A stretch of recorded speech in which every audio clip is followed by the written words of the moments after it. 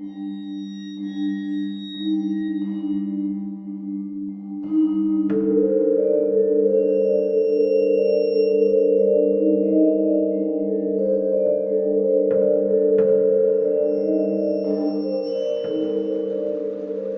hello, and welcome to Al Dente Rigor Mortis. I'm Review Cultist. I'm Mikey, the E stands for evil. And I'm the gamer in yellow. And we're here to discuss those internet stories, most creepy and most pasta. And be critically silly doing it. Tonight we have... I dared my best friend to ruin my life. Comma, he's succeeding. It's a dash, actually. Sorry to grammar Nazi you, but... So yeah, we're doing this Reddit special on New Year's. So Happy New Year, everybody. I dared my best friend to ruin my life is by Zansan90. That's ZAMDSAND 90. It's on Reddit, NoSleep. You can check it out. It's an 8-parter, so buckle up. It's also got a second series, as I've discovered. Oh, great. However, for the first time in Al Dente's history, we are actually prepared for a 2-parter, because we'll be doing this episode will be going up for New Year's Eve, and then the next episode, which will be parts. So we'll be doing part 1 to 4 for New Year's Eve, and then part 5 to 8 will be done on New Year's Day, or will be posted on New Year's Day. So look forward to that. We didn't want to read the entire thing all in one shot. Because the recording would be massive. Yeah, it would be massive. Plus you've done 180, so you figure we'd be ready to go by now for this sort of thing. Like have contingencies ready to go. Yeah, because most of the time when we do 2-parters, like for New Year's episodes and stuff like that, I mean, I do it because like I want to have a show on the New Year's Eve and New Year's Day. Yeah. But it's usually me post content, like finding a good cut line, just cutting it. We'll fix it in post. Yeah, exactly. But we're actually prepared today, for the most part. Mostly prepared. Mostly. Yeah. So yeah, we'll dive into this one. So this guy named Xander is on the run from his former friend David because he's trying to ruin his life. And so apparently a couple of years ago, they were delinquents. They've been 2 years out of high school. They had like dead end jobs, no real future or anything like that. They were kind of just sifting through life. Didn't really say they were delinquents or nothing, but either way. No, but like they were like deadbeats and some of that basically. Like and like 2 years after high school, they hadn't really done anything with their life. And they were just kind of like chilling for that existence. And one day they're just lounging on the couch, like either watching something or just whatever. Staring at a wall. Yeah, staring at a wall. Being incredibly bored, boredom, like with life and stuff like that. Mm-hmm. And David basically dares Xander to ruin his life to make it more interesting and like to give him more purpose and let him reach that minimum effort, that minimum requirement in life. And so then Xander, like jokingly, kind of, okay, yeah, sure, haha. Also, yeah, you have to try and ruin my life. And then David just gets so super excited. He's like, wham! You're no longer my friend, you're my nemesis. And then runs up the building, runs up the room. Yeah. And that's kind of like, okay, that was fucked up. And then It's like, okay, see you tomorrow. yeah. And yeah, thinking it's a joke. And then as it goes on, like, he gets... David actually actively... gets Xander fired from their place, their job at the theater, and then we basically cut to like a year or so after that event, and Xander has moved on. Like he had a run with money being stolen from his parents, so they kicked him out. But then he basically kind of got his life around for the most part. Yeah. Like got a girlfriend, got some new friends and roommates near college. Basically turning his life around. Yep. But over that year, he was also getting like junk mail, and all kinds of like weird just magazines subscriptions that he didn't do from, and it kind of mountain of them, and it basically just escalated as the story went on. He found out that it was basically he had a case of identity theft, and like money, whole like swaths of money from him and his parents were basically being taken. And like some of these subscription things were credit card warnings and bills and stuff like that. Yeah, basically the whole first entry is basically just him dealing with that and realizing that David was the mastermind behind it all. As he apparently basically started up like getting a bunch of stuff on track to finding a way to ruin Xander's life. And basically did it a lot more intelligently than Xander ever could. Because Xander's like... He admitted that he's an idiot early on in the... Yeah, and that David is apparently smarter than the average bear. Yes. And, like, Xander's... All these bears are bears, by the way. Yeah. Spoilers. No. Xander's initial, like, attempt was, like, basically just, like, leaving popcorn where, like, David would clean up and some of that. And then Xander's was, like, again, getting him fired because telling his boss that, like, he didn't do anything and some of that and basically ruining his job. And then doing this, it just starts escalating, and basically had to go. Xander has to go through the long process of getting his identity recovered, and all these credit card things like stalled and stuff like that. Mm-hmm. So that's basically where the first part ends off. Part 2, we go into David ups it a notch and starts breaking the windows into his car, and then eventually steals a whole shit ton of stuff from their apartment. Yeah. Now, mind you, for their apartment, he has he had in part 1 he had 2 other roommates. He had Isaac and he had Clark. Yes. And he had 3 roommates: Isaac, Clark, and Ivan. In part 2, Ivan moves out to go to an actual university, and Clark is left there. He'd become really good friends with both of them through part 1. And then in part 2, they get a new person to replace him, Jackson. But Jackson and Isaac are basically just gamers that lock themselves in their room and just never come out. Xander gets a call from Isaac, Xander gets a call from Clark saying that the whole apartment's been thieved through and rummaged through and so that, and it's obviously David. The cops get pulled in. They do they get to a crime scene investigation thing, and then Xander tells Clark about the whole David issue, and then Clark suggests they go do something about it. Not on top of getting the cops in on this, they decided to do some vandalism on David's mom's house. On David's mom's house, because that's where he's living. Yeah. So. Yeah, they go over and they spray paint thief on the house, and David shows up and chases them down. And then part 2 ends with David catching up to Xander and pinning him to the table or something. Yeah, pinning him to the table or to the ground. Mm-hmm. Table. Yeah. Part 3, we see. Part 3, we see. We find out why David's doing all this is basically he's nutter butters as hell. Borderline psychopath, planned all of this for years and just was waiting for the right friend to do it. I don't know if there's a borderline on that psychopath. No, he's straight up psychopath. He has a bunch of things planned, he set up traps and set up contingencies and stuff like that. He's abducted Katie, Xander's girlfriend. Because he's turned into a mustache-twirling villain. Yeah, legitimately, right? Okay, so I wasn't the only one who thought, it's ha-ha! I'm tied to this train track. I got you now, Batman! Yeah. Basically just, has her hostage and, she'll die if Xander tries to kill David, because he's found an accomplice to help him along the way. I wonder who that could be. I got notes for that.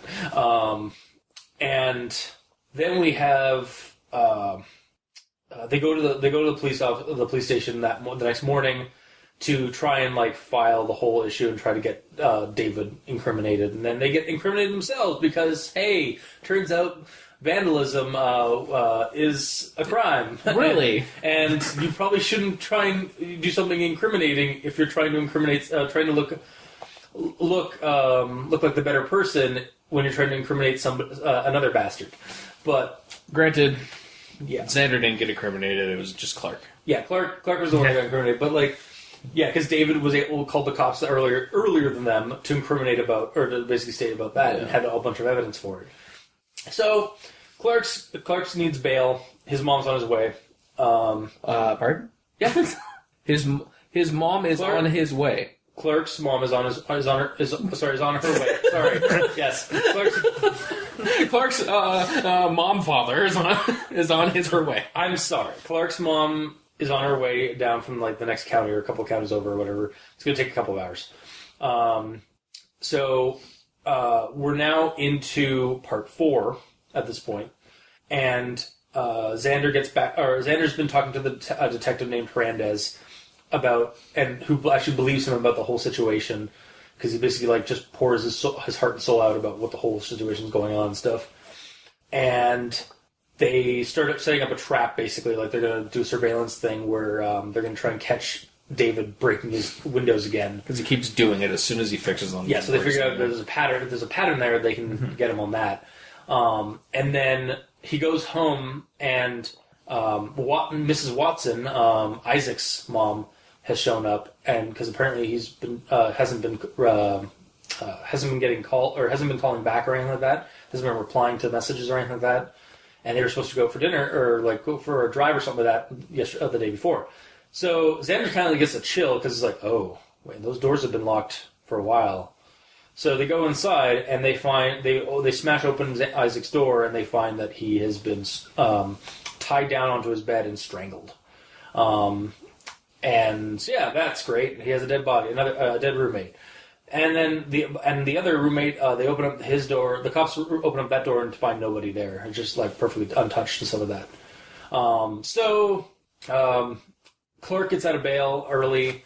However, his mom doesn't want him to be involved at all, so it just basically whisks him away. Leaving Xander alone to try and deal with David. And then through all of this, like each part is done with a wraparound. Like at the beginning, there's like an opening paragraph or an ending paragraph or not even an ending paragraph, just opening paragraph of Xander on the run because he's he's telling all the story from the past, and he's currently on the run from David. Like he's just got into a new city, and he's hiding out in a church with Wi-Fi, or he's on a bus. And basically just writing these stories down. Basically, it seemed like it was a day-by-day basis. Like every 24 hours, like the guy would release a new part. Sure. As it went going. I think that's how it was. It seemed like every 24 hours. Yeah. And that's also, basically where... I don't believe we've gotten to a point yet where we've encountered anything that happened in the original rundowns of what's going on. Because, like, the original one was he was in a church, right? Yeah. Like, we haven't run into a situation where he's in it, like, he's going to a church for some reason. No. So I don't know, like, how far ahead the actual timeline is to what's being told. Yeah, exactly. Well, it sounds like it's been maybe, I think he says it's been like maybe half a year or something like that since the events of what happened. Like, does he say? He said it was. I vaguely remember it had been a couple of years since this all happened, and then he says a year went by between the conversation with David and the stuff that's happening. Yes, and then realizing it was David that was behind the whole thing. So. Yeah, I know that, but I mean, like, between the actual story being told and we're not sure how far along this is, like, or how much catch up we have, but we got you got at least one bottle of ketchup. Yeah, exactly. Yeah. So that was basically that. We're left off with Xander, kind of like left to his own devices. He still has Detective Hernandez, and they're still going to go on with this plan. Though I hope they don't do it at the apartment that had a dead body, because the crime scenes don't work that way. You definitely need need at least a couple of days before when dealing with the body, right? Yeah. Am I correct in that? Well, the plan had nothing to do with the apartment. Well, no, but they were going to stay. Like he was going to wait outside the apartment, or we're going to have his car in front of the apartment and deal with that. But now he has to find a new place to stay while the apartment's getting basically crime scene investigated. So yeah, that was parts 1 to 4 of I Dared My Best Friend to Ruin My Life, and that's the ones we're going to touch on today for New Year's Eve. So, I have no grammar Nazism. I'm not gonna lie. There was a couple of minor spelling mistakes, but other than that, there was nothing that honestly ruined like me reading this. This was actually a pretty. I found it very easy to get through, like to read through and digest. So, I'll just go into my actual thoughts then. So a bunch of quotes and then my notes around them. So David was, and is, a very intellectual person. He thinks about everything, if you can't already tell. I was pretty dumb compared to him, but I stuck around because he always had interesting things to say. So, yeah, that... Basically, while I was reading that, I was like, I'm pretty sure David might be a psychopath. Or it might be... Because he's smart? No, just like, they're super... Like, they're basically just wasting their life, like, on a couch and stuff like that. And, like... He just comes up with this, like, I dare you to... also, there's also a little bit of expectation because, like, the title's called I Dare My Best Friend to Ruin My Life and He's Succeeding. So it's like, David's obviously the... And we already know that David's the one behind all this. So it's like, about this point, I was like, okay, so we're dealing with some guy who might have some psychopathic tendencies, just kind of like right off the get-go. That's what I kind of granted, felt. you could have got that from the title alone. Yeah, I could have, but I don't, it's just about that quote around that paragraph is when I started realizing. That's when I actually clicked in, yeah. Or just got inklings of that. It's like, all right, let's see how far this escalates. And then later on we get like, he's like, I've been planning this one for forever. And it's like, okay, yeah, you were totally nutter butters. You like that word, don't you? Yeah, I like that word. I can tell. The word of the day is nutter butters. Definition. Someone who is nuts about butter. No. Different types of butters. No, We're not. Nuts about butters from South Park. Ah, yes, that's another way. That's the second definition. You either like various types of butters, you're nuts about them, or you really like butters from South Park. Mm-hmm. Those are the only two proper definitions. So which is David? Out of those two definitions. Anyway. I thought so. And then we go, I think 3 months or so later is when more stuff started to happen. Katie and I are getting very serious and discuss moving in together. Keep the proper... This is like... This paragraph and I think the paragraph next are the only time, like, it really, like, stood out to me. But please, keep the tense proper. But that's a grammar Nazism. Kind of. Kind of, but the only one. Okay. It's just like, Christ, man, like, you were doing so good. Past tense, telling the story, but then you just kind of go into this present tense for this paragraph. It's like, why? Well, whenever that happens, it doesn't really stand out to me because it's like, when you're reading it, if it's immersive, you're getting into the character, so you're thinking about the character in the moment. And what he would be thinking in that moment. Except the problem is, Katie's still, as far as we know, Katie's still hostage. Actually, we don't even know that part at this point. Yeah. But, like, we know that he's on the run, and he's, like, he's hurt a bunch of people by getting them involved and stuff like that. So, yeah. I was guessing at that point that Katie's either gone, like out of the question, like, dead, or, like, just has left him. Mm-hmm. But, no, it's just, for me, it pulled me out for a moment. Because it was like, and then we have basically the sign-off line from part 1. Guys, identity theft is a serious crime and is very damaging to everyone in the economy. And while the theft had been bad, my life was about to get a whole lot worse. I kind of like this. So the whole part 1 is all about like the procedure of getting your life back and getting your money back and getting your identity reclaimed. Yeah. And I kind of like the economic horror angle in this part because it's basically like the horror, like a real horror. And I accidentally forgot that Gamer. I kind of may have triggered you in this one. It's fine because I didn't even realize. Well, as I was reading, obviously I didn't read this story ahead of time, so I didn't realize that. But yeah, and then like I remember when we were talking off recording. You were like, yeah, I'm not liking the story so far. Because like, why? It's like it's not that bad. And then you're like, no, because it's kind of touching a little too close to home. It's like, oh right, yeah, maybe remember a couple of douchebags. Yeah. But yeah, like I still have a couple of ninja stars with their names on them. Yeah. And a couple of scrolls of head explosion. Yes. Yeah, it's a real horror. Like it's a realistic horror that the story kind of promotes. Like it's not it's nothing supernatural as far as I can tell. In the later parts, suddenly David has occult powers. I'd be fine with that. But at the same time, like I'm fine with it being real horror because like that's also unnerving. Like I was genuinely kind of creeped out by certain parts of this. When it came down to like again like losing your like money and like just like having the person being ruined like job-wise, relationship-wise, like family-wise, because of a stupid dare that you made with a friend that you didn't realize was a psychopath. Yeah.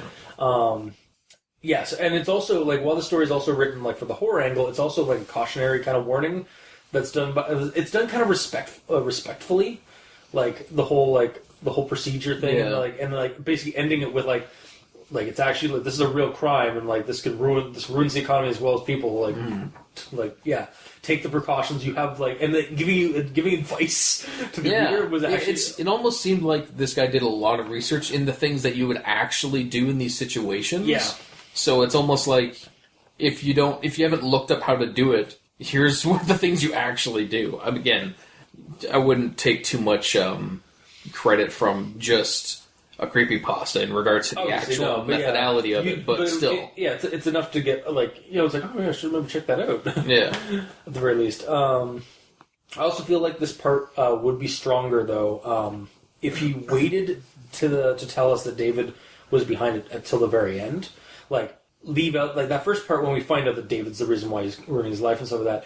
Maybe hold off telling us that at the very beginning and, like, leaving that to the very last bit of this part to kind of give us an air of mystery. Because, like, I was reading it and I was, like, suspending my disbelief, or, I was foregoing the fact that, like, I knew that David was the one that was behind all the junk mail and the fraud. So, but the character in that moment did not know who was doing it. I mean, he didn't know for a while. Yeah, well, he knew. He told us at the very beginning, right before he told the story, that he knew who was behind all this stuff. Yeah. But as you're reading the story, I had to keep telling myself, like, in the back of my mind, it's like, okay, this guy knows who it is, but don't think about that. Think about like what the guy's like dealing with right now, like, and he doesn't know.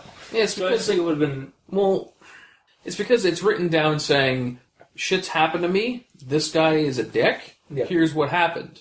So, as he's writing the story down, he knows. Yeah. But he's recalling events when he didn't know.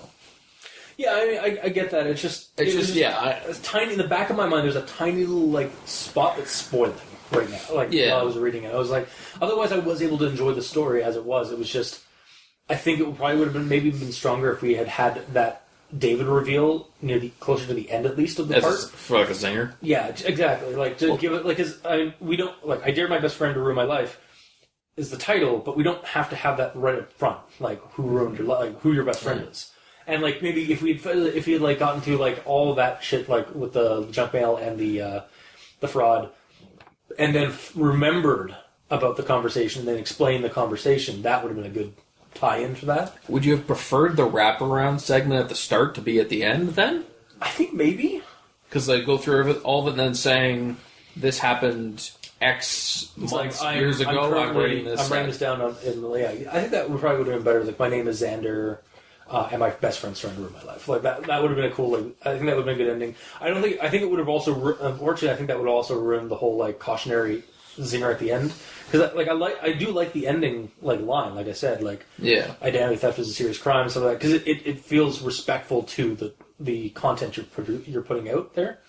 Like, but again, there's nothing to say you can't put that in the wraparound. That's true, yeah. Because that has nothing to do with the actual story itself that's being told. Yeah, that's true. So it's kind of like there's almost two wraparounds. There's the intro one about saying, like, he's a dick, I'm writing from this place, I'm on the run, here's what happened, and then at the end it's like, this is bad. Yeah. And then, so, I mean, again, it didn't ruin the story, it was just there's a tiny bit of, like, there's a plot. Yeah. Yeah, and then the next one is, then let's think of something to really destroy his life. Clark pulled himself out from under the sink and washed the grease off his hands. Prison would do it, I suggested. If I can nail him for identity theft, that'll solve the problem. True, Clark said, but we need to show him that you aren't going to just lay down and take it. I have an idea. It's not going to ruin his life, but it will make him realize that you're going to fight. And this is where the bad decision is made by the protagonist in a horror movie. Yeah. Like, it has to happen. I know the plot demands. Yeah. Well, but in this situation, no, it doesn't. In really most movies, yes, someone has to be an idiot. There was literally a point. He could literally have gotten the police more involved, or waited for the police to get involved proper, and make this a lot harder on David. Mm-hmm. Yeah, but that wouldn't propel the story a little bit. But remember, like 1 or 2 paragraphs into this entire story, he says that he's an idiot compared to David. That is true, yeah. And apparently... So Chad mentions that idea, and he's like, nah. I mean, Clark does. Or Clark, yeah. He's like, nah, that's a good idea. I want to ruin his life. Yeah, let's do this, guy. Come at me, bro. Come at me. It's just like frat boy kind of... I'll throw like 2 buckets of popcorn on the ground in front of him, not just one like I used to. Oh, man, I'm so pissed. He'll know what's up. Yeah. So, yeah, it's just like that kind of thing. And then... Okay, this is after all the bullshit that happens, and like Clark finds out what actually happened, and is like they're back at the apartment after the whole issue, or after the confrontation with David. Mm-hmm. Okay, man, I want nothing to do with this at all, but also I want to help you. If it was anyone else, I'd nope the fuck out. Okay, I understand. The situation's pretty confusing. Like in that situation, you'd be pretty confused. But I just love how contrary that line was. Well, it's because he's like, hey man, I'm out, except I want to help you. Well, it's to show how much of a bro he is. And actually, to be honest, like, I really, like, this story definitely, like, as stupid as some of Clark's actions have been, like, I genuinely like Clark as a character. Yeah. He's like that your bro friend, like the bro with a heart of gold kind of a guy. He's that B-movie action hero best friend kind of guy. Yeah, that you never like when they die, it's just that kind of character. And then the end of part 3 is when Chad, oh goddamn, you have me doing it now. When Clark gets tagged for doing the vandalism, and he's like, "Call my mom for bail. I'll be out soon." Clark shouted out behind him, "Don't let him win! Don't let him win!" Yep, that whole spray paint can decision went as well as I figured it would. Yeah. This also, is shaping up to. Sorry, go. I was just saying, like, this story so far, like, the whole, like, dealing with this guy who's, like, a little bit smarter than you are, and, like, doing criminal shit that the cops just can't quite nab, and then you try and do something, and, like, you're fucking up and stuff, makes the story feel more of a thriller than a creepypasta, or it's like it's like a thriller pasta, like, it's... Or an action pasta. Yeah. It's still creepy, like, there's still some creepy... that's why I say thriller, because thrillers are really just horror action movies. I suppose they focus more on tension and stuff like that than actual like supernatural or creepy horror. So Michael Jackson, gotcha. Yes. Also, when you said that he got tagged for doing graffiti, I immediately imagined like cops with spray paint, be like, "Oh, you like graffitiing things, eh?" Vandal. Yeah, exactly, directly on him. Yeah. Tie him up outside the police station. It's like that chamber some movies have shown police stations that have with the hose where they hose you down. Like that. It's just it's all spray cans like Vandal. Yeah, no. So by the end of this is at the end of part 3, and like dealing with the whole David being a psychopath issue, like the conversation. I feel like David is like throughout that conversation, like it's like, "Mwahaha! I've had this plan thought about for years, and I just was looking for the right friend. And you think you need to be motivated? Here's your girlfriend, Xander." And Did you almost call him Chandler? Chad and Xander. I was a Chandler. Oh, okay. What's another friend from Chandler and what's the other guy? What the hell are their names? Not Ross. It's like, Ross, I can't believe you do this to your own sister. Like, Anyway, hey, you have South Park Guy friends, all right? Oh, okay, fine. One told you life was gonna be this way. Your one friend's joke in 186 episodes. I've done it a couple of times. Have you? Yeah. Oh, okay. Like once or twice in the last couple of months. Okay. I guess that's kind of a hard thing to just kind of squeeze in there. Yeah, and like this one was excellent. But anyway, so I feel like David is like one part psychopath And then at this point, he's kind of like one part evil genius villain. Yeah, he's like, legitimately a mustache-twirling villain. I just pictured Lex Luthor at this point. David is just like he's not Mark Zuckerberg, Andy Samberg, or the guy who played Lex Luthor in Man of Steel, in Batman v Superman. Basically, I just picture that guy as David. Do you see him as a security guard that runs and jumps over Yes. shit though? Okay. Yeah. I haven't seen it. That's the other thing. Like, it's like, yeah, he went to get a security job and stuff like that. It's like, okay, as soon as I heard that, I was like, oh man, the police angle is going to be a little bit harder to do because he's. That's true. That's the first thing I was thinking of. But he actually that actually didn't really come into play as a Not yet, at least. Not yet, yeah. Yeah, the first thing I thought was just the fact that he's on the force. Oh fuck, we're going into like that part where like the cops are against you now. Well, no, I just immediately thought of what actually it's being used for. The fact that his job is to chase people down. Yeah, and to know how to like deal with stuff like that. Yeah, like he's doing basically. Yeah, exactly. Yeah, so it explains how he's able to do it, even though, like, let's call him Chad again. Clark. Clark was like, "Oh, he lives in his mom's basement. What the fuck? Let's just go beat the shit out of this guy." And then that's surprise, fuck bag. Yeah, bam. Yeah, pretty much. Yeah. God, I'm not even. I'm about halfway through my notes. So episode 1 will be your thoughts, and then episode 2 will be Mikey's, and then 3 will be mine, and then we move on to section 4. Oh God. 5, 6, 7, 8. So, oh yeah, this part. So him and Hernandez or Clark or Xander and Hernandez have this plan, and like they're gonna try and get him and stuff, and then it's like, but Hernandez needed to go check it with his boss to make sure like this kind of thing would be legal and stuff like that. Yeah. And so he like. When he walked out, he gave me the thumbs up. David would never know what hit him, except the fact that we're still on part 4 and of 8, and I'm assuming that the next 4 parts aren't going to be like the sting operation. It might be. How do you know? However, this would have worked as a narrative bit when this was getting posted, because I also have to understand. People were reading this with rapt attention for the most part, or it seemed based on the comments and stuff like that, and based on like how many comments this guy got. Every day he posted a new episode, and imagine this as like a serial series, like watching this for like live rather than binging it like we always do because. Well, we have to. We kind of have to for our show. Yeah. Also, the whole sting operation, or whatever the hell they're doing, that could still be the thing that gets him for all we know. That's true. We've only seen half of this first part, and I mean, I want to believe that's the case, but narrative thinking or like narrative history and like observation with like movies and storytelling like this tells me that that's probably going to fail. Oh, probably. But you never know. Yeah. It might throw you for a loop.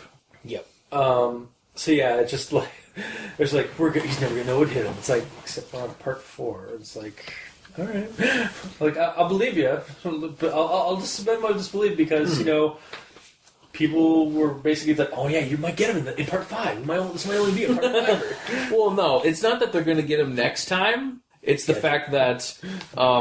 They have to wait for him to strike doing the stupid window thing. Yeah.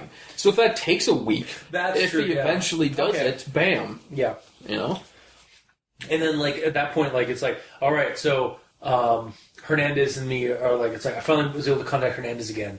We're gonna do the surveillance thing, try and get that thing now. I'll let you know what happened next time. And then like next part, it's like, oh man, it worked. Can't believe it. We finally got him. David King is busted. Yep. Anyway.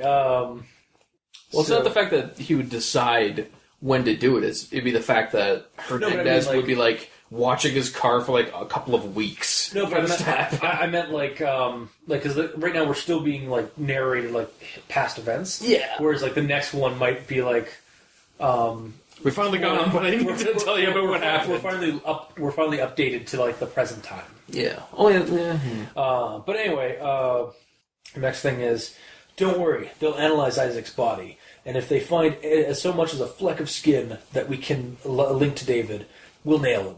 No criminal is perfect. And my comment to that was, unless the narrative demands it. Sorry, it's a little a little more on the nose and with meta stuff.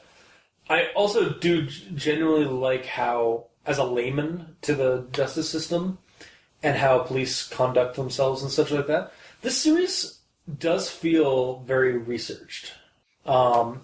What? By that response, I'll say no, it isn't. I don't agree. I agree with you, but specifically what Mikey did here. I don't know the justice system. I don't know how things. I'm sure we'll be educated on the justice system. Apparently, we're going to be told based on that reaction that Mikey gave us. But as a layman, it felt at least sufficiently. The series feels sufficiently realistic in terms of how things are done.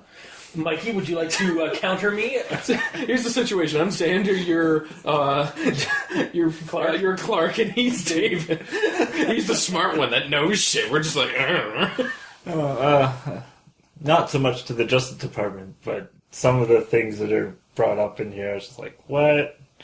Like what? As I found it not believable. I'll get into my notes. Right. You're still finishing yours. But yeah, so, and again, that's just again, I don't know the justice system. I don't research that, but it seemed like the guy was, the amount of detail he put into this made me believe while I was reading the story. Yeah. So, anyway, that said, I hope the surveillance plan isn't taking, like I said earlier, I hope it doesn't take place at this apartment where where a dead body's being investigated, because that takes I know at least as much as that takes a couple of days, if not a week or so, to the whole thing clear that crime scene. The whole thing with the surveillance is they set it up that they were going to have surveillance on his car out in the parking lot, not in his apartment. Yeah, but he's still but obviously he needs to be somewhere to stay too. It has to be kind of a natural place, somewhere where he's not going to be suspected of doing the being planning this, baiting this trap. Well, yeah, because his apartment got broken into and it is now a crime scene, he would have to stay at a hotel or a motel or something. That's what I'm. So I'm that is where they would. Well, see, but the thing is, we leave off in part 4 without, we haven't gotten to that point yet. So I'm hoping that's the case. Yeah. But if he's in that apartment, when this after in part 5, I'm going to be disappointed. Yeah, me too. That's all I was kind of getting at with it. And then, especially when a death has happened there. No, that's exactly what I'm saying. It would take at least at least a week, within a week, to get that cleared, that crime scene cleared. Yeah. So they drove, and then my final one before I go into the roommate scenario, what I'm calling the roommate scenario, because I have something about that. They drove away, and I was left in the middle of the street, watching my best friend leave me to handle David alone. So these parts thus far I felt were paced quite well, and each end appropriately, for a segmented series. They kind of leave off with good smaller cliffhangers, not big cliffhangers or outlandish cliffhangers, but kind of just I want to say subtle cliffhangers. Wow. Satisfying cliffhangers. They end as where it's okay, that's a pretty good leave off. Also, it leaves you slightly wanting to know more, but it's a good end off. You're hanging off a cliff, but there's only a foot or two. There's a ledge down there. You just have to exactly. You could still fall, but you're still hanging on the cliff. Yeah. I also kind of hope that Clark is just excused from the story now. From now, I don't really want anything bad to happen to him at this point, even though it was totally his fault for the vandalism claim and giving David an up on them. See, Xander's not too bright, but Chad Clark is even dumber. I was going to call him Chad Clark. Yeah, but I was willing to, he's as much as at fault he is with that, he is also was still willing to stick with Xander through this, and then only got pulled out of it because of outside forces. Yeah. I.e. his mom. It's a force pull. Come here. So it's I really like the character Clark. Xander's not too bad. He's a decent enough character arc, protagonist. Yeah. I do like David as an antagonist, if only just because he's kind of going, I've thought of everything. Everything's going according to plan. Yes. Years of planning. That kind of villain doesn't, it works, but at the same time, it's both creepy and silly. Yeah. He's a good super villain, David. Yeah. A super Dave, maybe. Yeah. This is Super Dave after. Yeah, Yeah, exactly. This is after all that, and he fell down a dark path. Yeah, clearly. Yes. So now I have my roommate scenario. So what are you talking about with this? okay, what?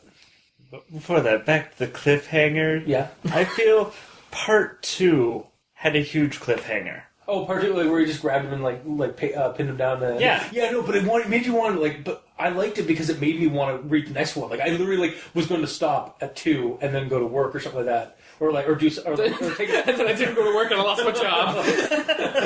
This creepypasta trying to ruin my life. No. I mean, I had to do some stuff before I had to go to work, but so I was just going to do the first 2 at home, and I was going to finish the rest either at work or when I got back. Mm-hmm. But it was so gripping that I literally immediately went on to the next one and just started reading. Didn't you also say that you didn't like that as well because the first one had a solid ending, yeah, and then the second and third blended together, there wasn't a solid ending. I liked it for the fact that it made me want to keep reading, but I didn't like it the fact that it was probably one of the bigger. It was basically the larger of the cliffhangers. It's more like, oh, that's now 6 feet down. The next ledge was 6 feet down. Yeah. I might sprain an ankle or fall off the ledge if I drop. That's not too big of a cliffhanger, honestly. I mean, like I said, I like. That's why I say, because I don't entirely hate it. It's just because it was kind of it basically continued. It was to be continued ending.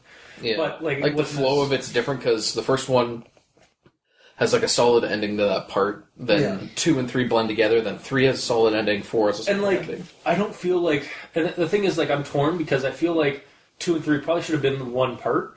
But at the same time, I don't know where you would have, or at least because that scenario should have been just on part of part 2. But I don't know where else in part 3 that would they should divide it. You know what they could have done? What? I don't know why I say they. I'm not sure multiple people wrote this, but either way. Well, Xander wrote it. Xan 90. Oh my god. Very true. Okay, but would you have liked number 2 better or worse if they ended it when they spray painted? It's like, yeah, we did it. And then we looked up and there's a shadow and it's David. And then the next one starts off with him running after him. That would have been pretty good. Actually, I think that might have been good. That might have been a good one. But again, we fall in the same the first one ended them dealing with one problem and then coming to a conclusion with that problem, and then the next part opened up with the next escalating issue. Mm-hmm. I mean, it's still a cliffhanger, but at least it keeps scenes together. Yeah, it doesn't stop in the middle of the scene. And I mean, what he did what they did with that ending was a technique that's to get your readers to keep coming back. Yeah. And if you only have to wait 24 hours, that's not too bad. It's not. Tune in next week. Yeah. Tune in next time with I dared my best friend to ruin my life, and he succeeded. The hardly boss. Good show with your South Park reference. Yay. There you go. Yeah. Anyway, so that's what I was saying with that. So the roommate scenario. One of the things that I can say about the story that didn't irk me, but it was I kind of just okay, I get it. Is the story kind of I saw a lot of the things that were happening, a lot of the twists or a lot of the not twists. I saw a lot of the turns coming a mile away. Things were mentioned, like the roommate issue, the whole the roommates being okay. So I'll go into the roommate situation. So, are you talking about how Isaac is a shut-in and you knew he was going to die? I knew he was going to die, or possibly be the mole for David, because David had somebody had to be helping David surveillance. What's his name? Xander, and. Oh, Ivan left, and we have this new character, Jackson. And he's also a shut-in, and just keeps to himself and locks his door, and keeps his door locked and never comes out. That seems odd. I don't know. Are you just blaming him because he is the only potentially not white guy? No. You're a racist, Mr. Nazi. You can put grammar in front of it all you want. Wow. I know. I'm just joking. No, it's just Well, like I said, I'll get into it because as I was reading it, I would jot down what I call roommate notes, and basically just like when certain things were said, I was like, oh, that's not foreshadowing. Like the foreshadowing in the story was really felt kind of blatant, like more so than like. I don't know. It just seemed like I saw things coming up. It felt like I knew what was coming up next, or what was going to happen next. For example, that he said about Isaac, and I have 6 quotes to comment on this, to back my claim up with the roommate scenario. Okay, what gave it away that you knew that Isaac was going to die? I'm going to write down. Okay, all right. You really should. So this is the during the crime scene issue. You really should lock your bedroom doors, the partner said. 2 of your roommate's doors are locked, so I doubt anything's been stolen from them. You should make sure they check their rooms for anything that's missing when they get home. So, roommate note number 1. Okay, so if the roommates aren't dead or accomplices to David, I'm going to be really disappointed. That was the first one. I was like, uh-huh. All right, next one. Where the hell is Isaac and Jackson? Clark yelled angrily. They're always home. Odd, that. Yeah. All right. Oh, actually, literally opens up with all right. Next quote. All right. I posted our lease up for sale on Craigslist, I said, putting my phone down. Clark was sniffing the air and with a confused expression. He leaned over and smelled his cereal. Does it smell bad to you? He asked. I sniffed. Smells like cereal to me, I said. Huh. Smells bad to me. He dumped the cereal in the sink. Maybe it's not the cereal. Yeah, I was confused about that, and I didn't think about what the hell is he talking dead about? Body. And yet, only one of them can smell the dead body smell. Because maybe he was on the right side of the table, closer to the room. Yes. But anyway, and then we move on to the next quote. I'm Mrs. Watson. I believe you and my son are roommates. Oh, hello, I said, extending my hand. Whose mom are you? Isaac, she replied. He and I were supposed to be driving out of state to visit family yesterday, but he never showed up. A chill ran up my spine. Uh-oh. Someone should have done some more investigating into their roommates. Yeah. Should have maybe checked up on their roommates or something. And then... Yeah, but the entire time, they're shut-ins and they hardly ever talk. Yeah. And then moving on to quote number 5. David had jumped to murder. Called it! I would have accepted the new roommate, the in quotes, new roommate, as a mole for David, but this was the other choice. And then we move on to quote number 6. They broke open your other roommate's door. All his belongings are there, but your roommate isn't. Do you know where he is? No, I replied. I never talked to him much. Oh, going 2 for 2. So 1 dead roommate and possibly 1 spy roommate in Jackson. Yeah, because he's gone because he's in whatever area keeping Katie captive. Yeah, that's my note, my thought process on that. Yeah. But I saw that coming part 2 or whenever Jackson basically showed up. Yeah, it was just and also when the apartment got ruined. All except for these 2 locked doors, I was like, "Oh man, they're either going to find dead bodies in there, or they are gone."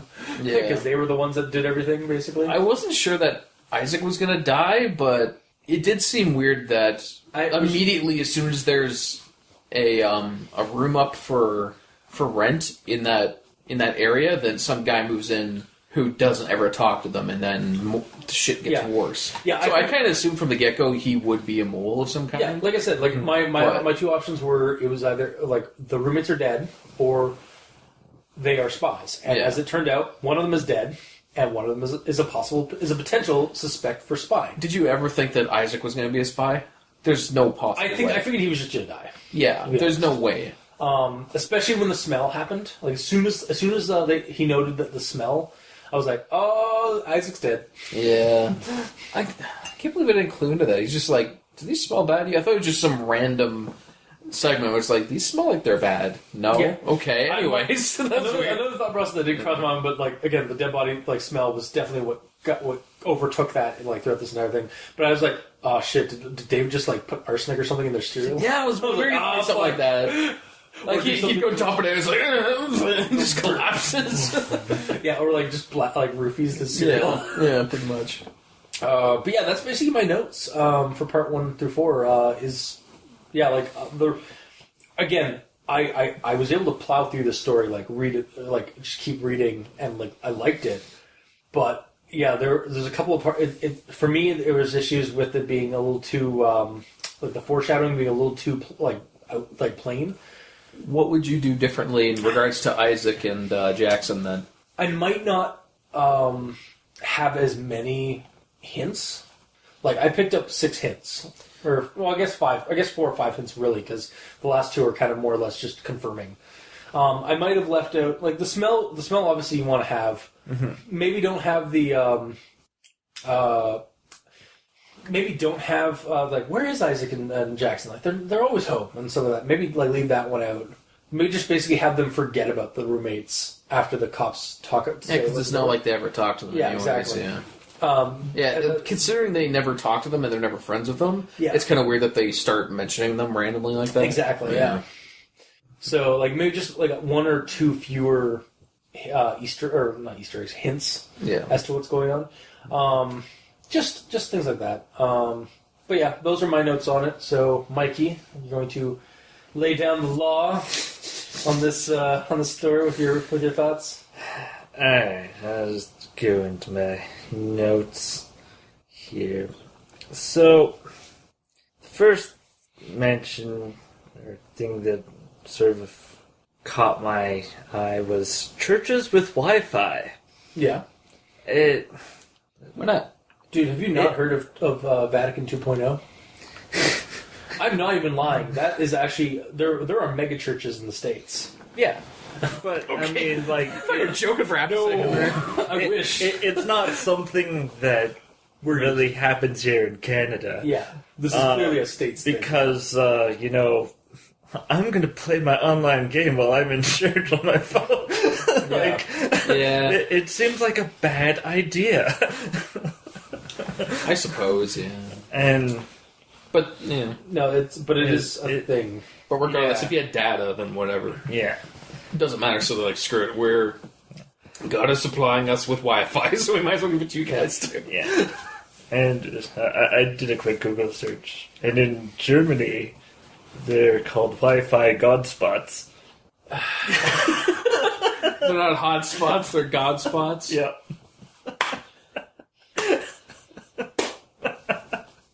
I've got a Wi-Fi with Jesus. I mean, like, is that a joke?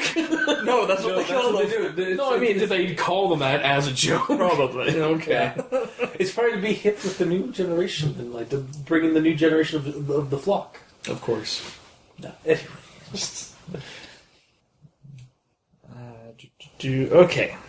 So, here's my first grammar issue. Okay, so I figured even though I couldn't find one, I figured one of you guys would pick up the pace a little bit. Yeah. Where there's a missing comma.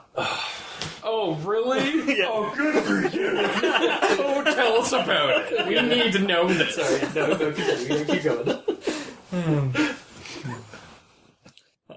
I'm posting this story in case he finds me and kills me soon. So, to me, it should be in case he finds me, finds me soon. Or ellipses. Yeah.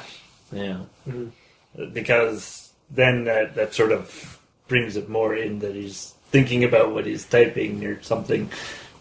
That's true. So, I didn't want to bring it up at all while I was doing my notes. Okay. Or throughout this thing, but So, one of the things about the story also is that if you think about it in terms of the situation at hand, he's writing this down in like short bursts, like at certain in like on the go and some of that, or in hiding.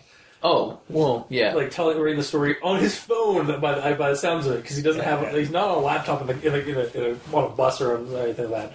So, given the fact that it takes him that he's got short periods of in hiding to drive this down and post it, it's amazing how well edited this story is otherwise. Are you saying that you would rather this be unedited? No, absolutely not, and that's why I didn't want to bring it up. Is God. because I, like, this is one of those cases where I am totally fine suspending my disbelief.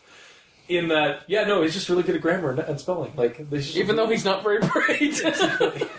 Again, like obviously the author has edited and like done like this. Yeah. You found that one thing, and I do remember there was like one or two other spelling issues, but they weren't that bad. Yeah. Compared to other stories that we've done on the show, this one must have been edited multiple times before. Or he's just a good writer. Or he's, yeah, exactly. And he doesn't have to, like, go back over his stuff and fix careless mistakes. Yeah.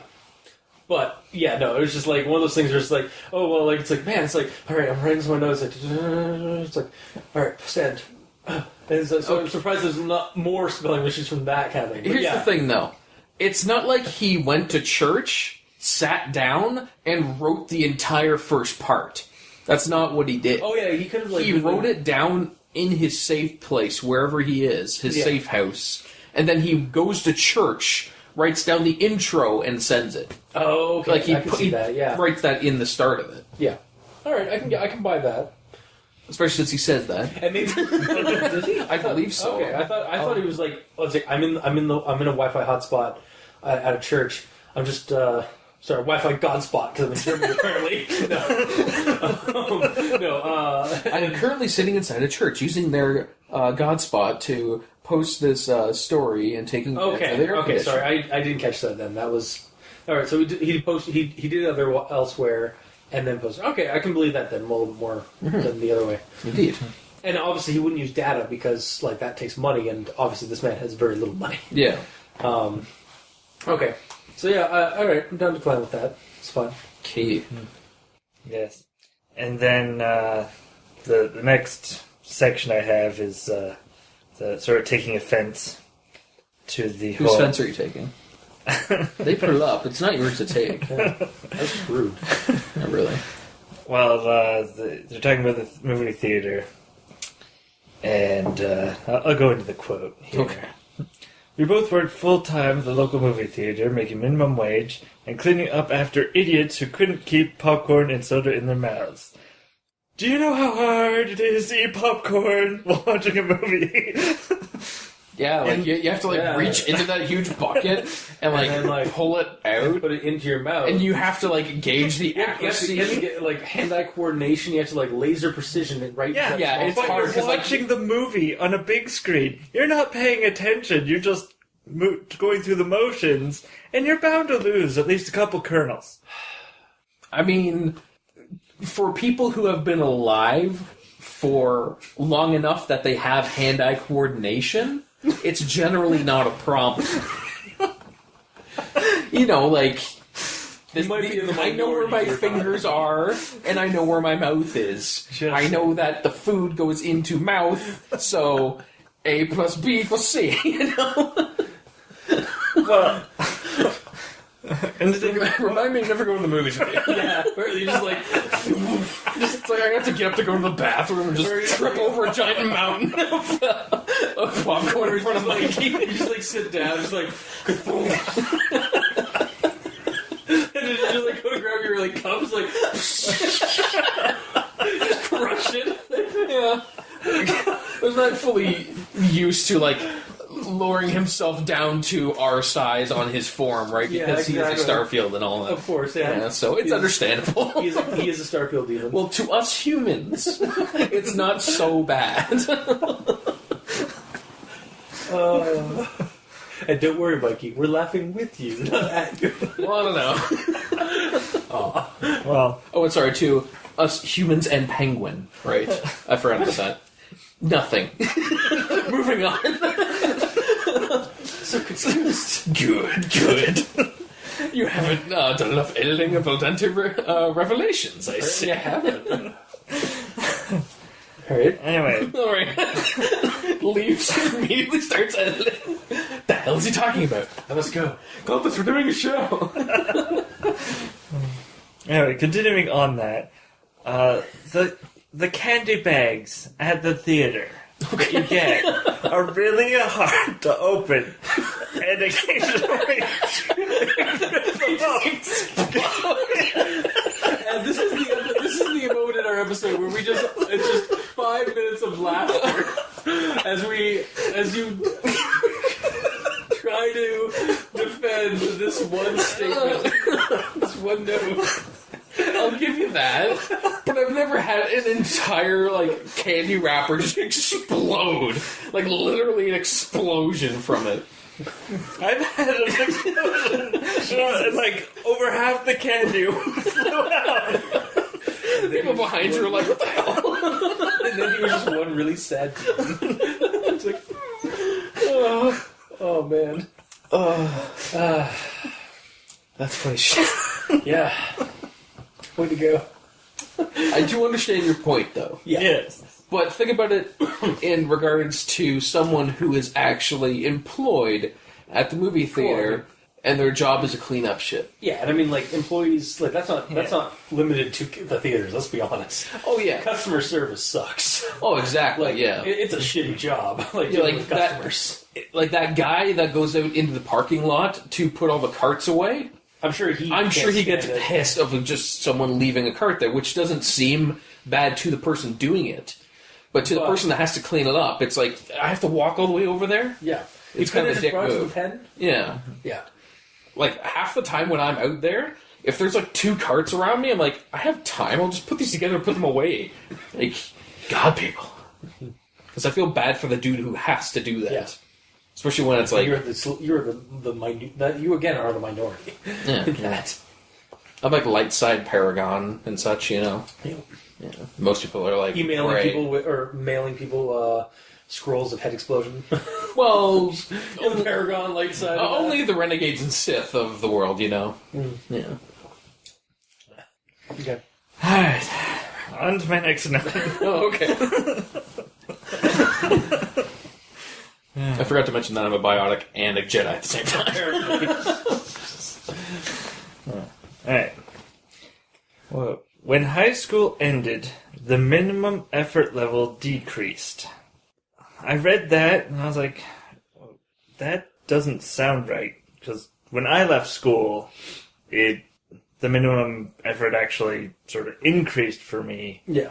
Because although I went to college... Yeah, the thing is, these kids are slackers. Yeah. They're bored with... Yeah, and they were probably... And like you said, actually, I think in the stories...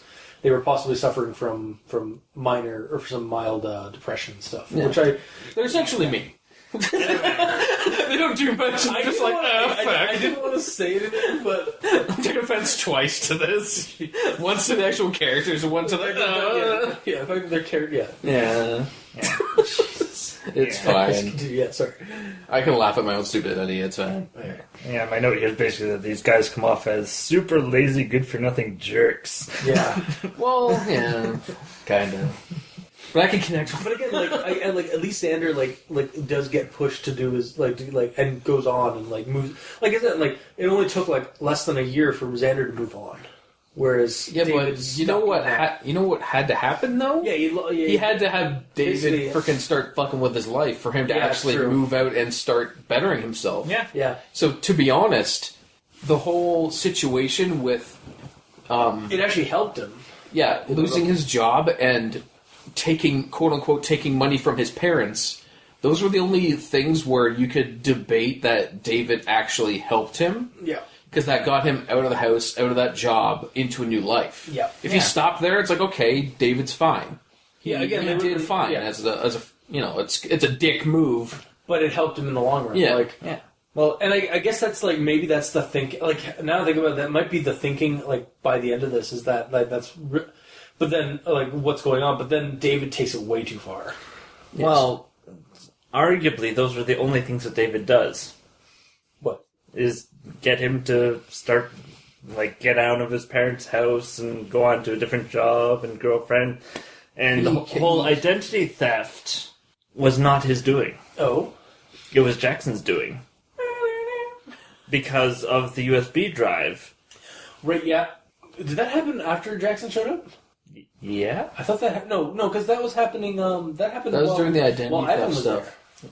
Unless Jackson came in, got in. Well, actually, honestly, that's why I was suspecting Isaac initially. No, but listen, there's a key was used to get into the apartment, so that's one of two things: either Jackson, or simply David had a key made, and he went in and put the USB in himself. But then where would he get the key made? See, again, that's what I was thinking. That Have you not seen movies where the villains just make keys by putting shit into the lock and then it freezes? That's not making keys. That's just lockpicking.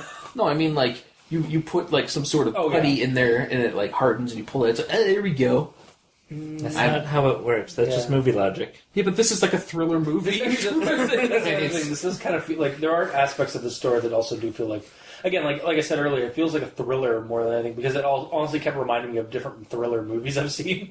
Yeah. But no, to your point, I actually kind of before Jackson actually showed up, I kind of was starting to suspect Isaac of being a mole. That's honestly why I said Isaac and Jackson are either dead or they're both spies. Because I never thought of course you can have your own opinion. Well, I know it's only just because, and again, it obviously was wrong because Jackson's dead. Or no, sorry, because Isaac's dead. But initially, when he finds the USB card, or the USB stick in his computer, and finding out that the identity on that way, that was when Ivan was in the house along with Isaac, and Isaac's the only one of them of the three other roommates that is a shut-in and stays inside playing video games and stuff like that, and is a computer nerd. So my initial idea was that it was Isaac was a mole or something like that, or was helping David. Because otherwise, I couldn't figure out how David was doing it. I couldn't other than just mysteriously breaking in, which maybe that's exactly what he did. It was just he's a security guard. He's learning how to be a security guard, so he now knows how to break and enter and do things. But there was no forceful entry. No, there wasn't. So he obviously found a way in, lock picking or something like that. He didn't break it open. But lock picking, it would still show signs of. Would it really? Okay. Yeah. It'll scratch the inside. And okay. Then again, again, it's just he's spooky and knows how to do things without being caught. I don't know. That's basically right now. That's the only option now because Isaac wasn't the mole, wasn't the one responsible, and we never figured out where that drive came from, other than somebody got in. Yeah, but it had to be more likely it's someone in the group. Yeah, but who? Was it Ivan? Maybe it's Xander. He got brainwashed. And when he sleepwalks and does this shit. Yeah. Maybe it's Clark. Because, Sweet Clark, that's why David lets, I'll let you have Clark, but that's it. Because he's a mole. You didn't hear that. I'm also a Force user. You didn't hear that. Yes, of course. So stupid. But yeah, no, I don't want that to be a reality because it's not believable. Honestly, to my eyes, anyone that was in that apartment prior to him moving there is not a suspect because. David would have for the identity theft. Yeah, we're not talking about anything else, just the identity theft. Yeah, we're dealing anyone with anyone in that apartment could have put the keylogger on his computer, stolen his identity, done the whole mail thing to cover up the tracks. Yeah, and if it's Jackson, then he's gotten the heck into town because they found out the identity stuff. So he's Jackson wasn't there. When the there as a roommate. Oh, okay. So you think that Jackson was he was stalking him? Yeah, he might have been a friend of the group that wasn't mentioned, and then and then the guy left, and it's oh yeah, Jackson needs a spot. Or Jackson might be a like-minded individual that David encountered while working the security job, a more adept at doing security than maybe he's been doing security stuff more than that, and he's also maybe a dirty cop kind of character, so he knows how to do this stuff for his job, but he also does some of that stuff. I think he's just literally he's the tech guy for the evil genius. Probably that's all it is in my eyes. But yeah, so there's still actually that is one thing though that we don't know who exactly, at least so far. Maybe it will be revealed at the end when he clearly based on the villain logic that has been going on in the story, and by the end of the story, we're going to have David King monologue. Like, aha, you never knew. Like, it was Jackson that did the keylogger. And, as he has Xander, like, tied to some table with a buzzsaw going towards his balls. Yeah. Or the laser. Like, he's a laser. Yeah, no. I don't expect you to live. I get out, I expect you to die. I forget the actual quote. What's the You quote? expect me to talk? Oh, no, yes. No, Xander, I expect you to die. There you go. Actually, I kind of wish I knew what Xander's last name is, so I could just, no, Mr. Xander, I expect you to die. He's the same Mr. Xander's. Yeah. Anyway, I think we've deviated a little bit from What were we talking about? what were we talking about? Right? Yeah. And how... We're talking about a lot of things, honestly. Anyway, next thing in my notes.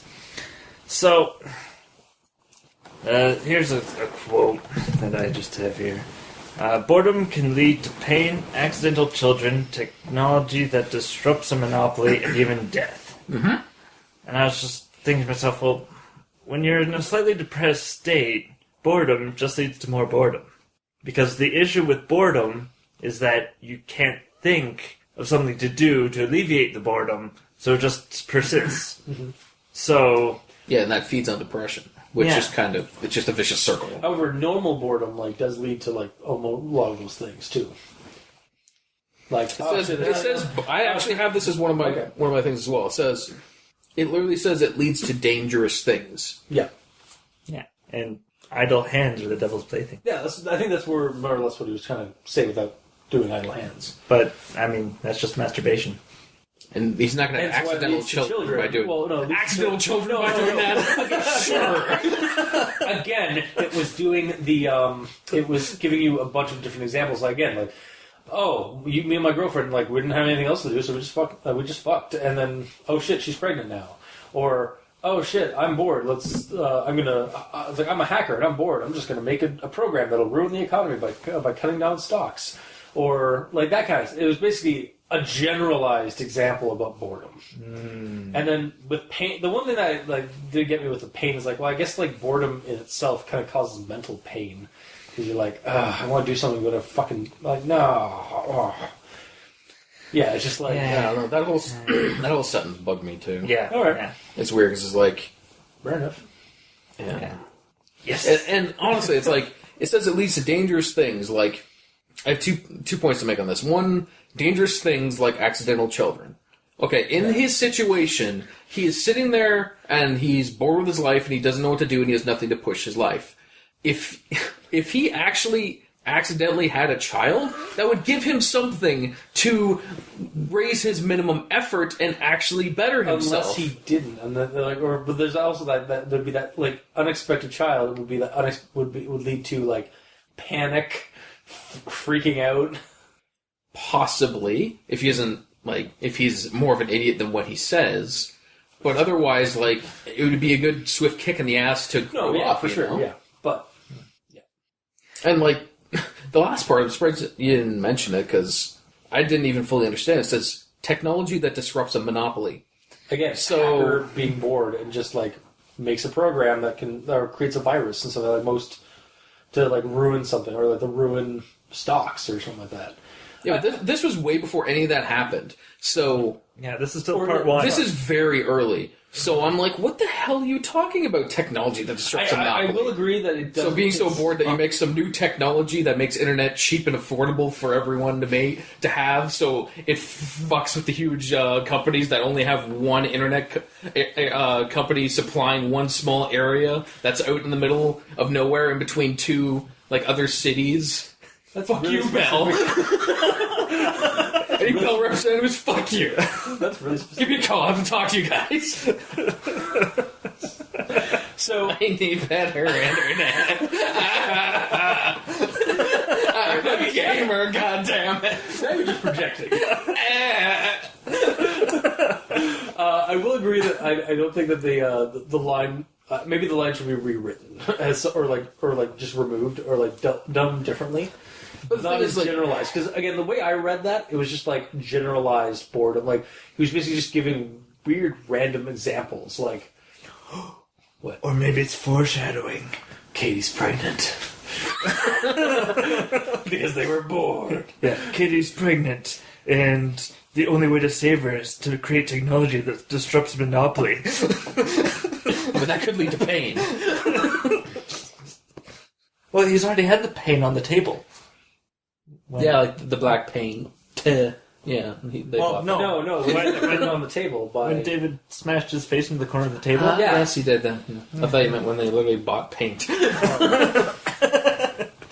Alright.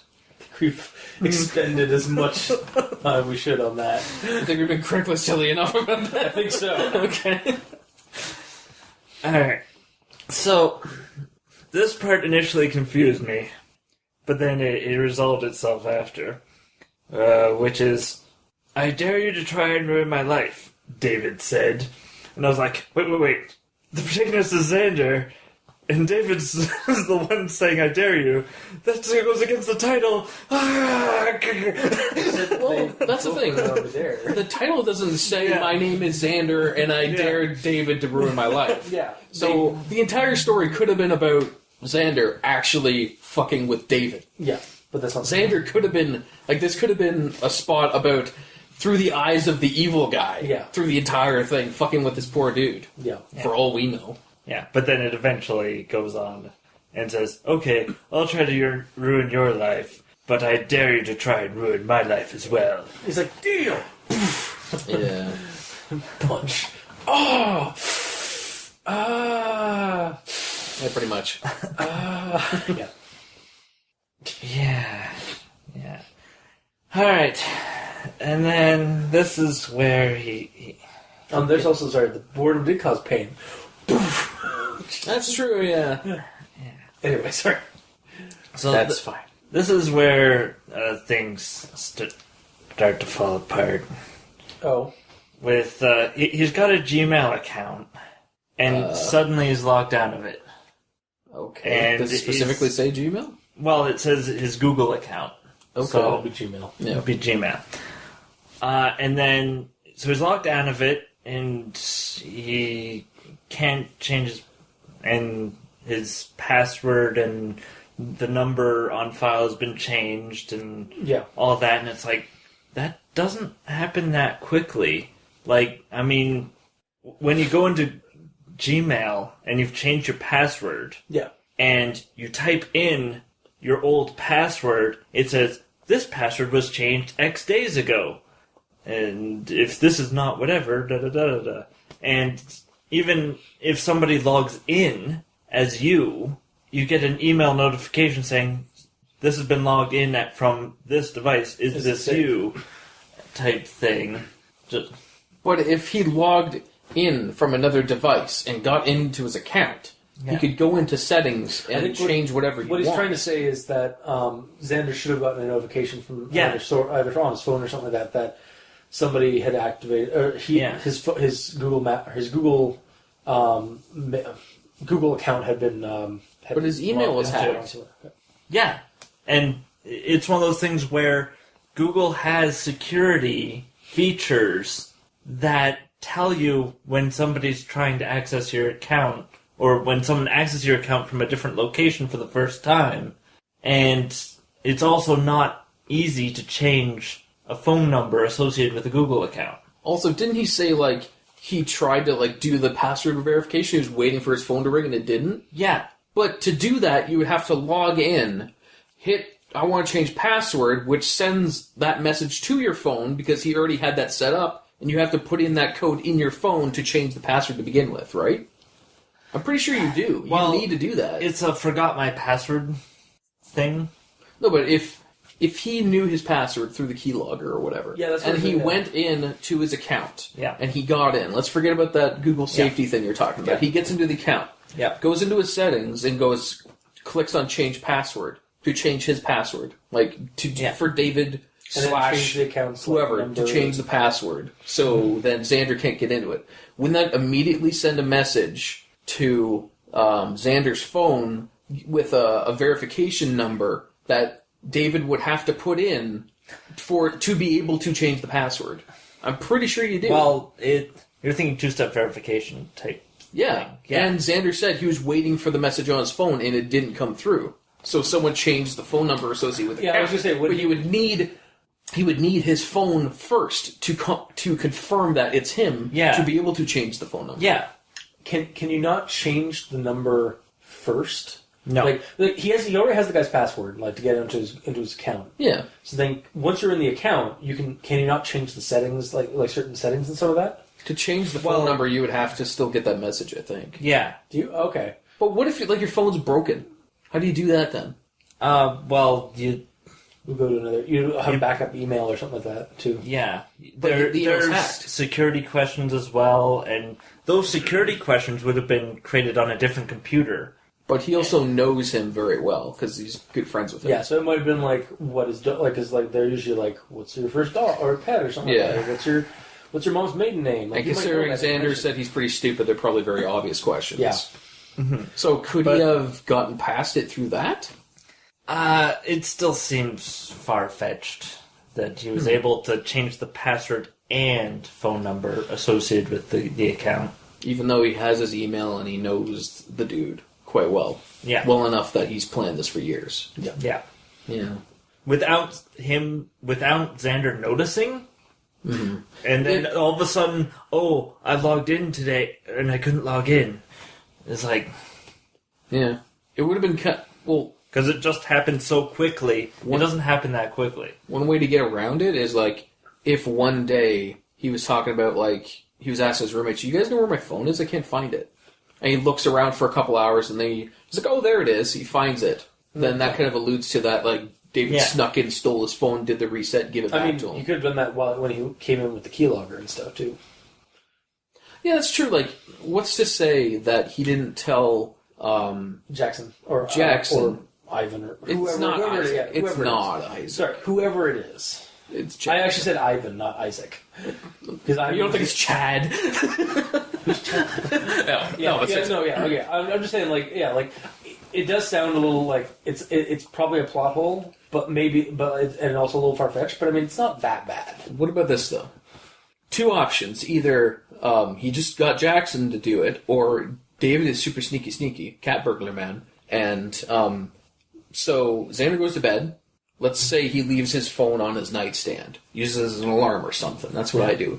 And so Jackson goes into his room, and it was already said that he doesn't lock his door to his bedroom, because that's what the cop said. Mm-hmm. So what's stopping Jackson from sneaking into his room, grabbing his phone, turning the volume off, and then getting in touch with Dave and saying, okay, I got it, and then going through it, and there's your phone back.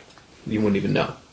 Yeah. But again, it's not said, but he wouldn't have known because he was sleeping. But and like again, like it would have made it would explain why like the story suddenly has this like, how the fuck is he doing all this shit? Like maybe we'll find out in part 5. Exactly. Also, that might be part of our problem because we don't know the entire story right now. Also, one counterpoint to like I was saying like earlier is like, oh yeah, these like the cops and stuff like that are like as a layman, it's pretty like it's not too bad in terms of like how they're dealing with everything and stuff like that. However, like after the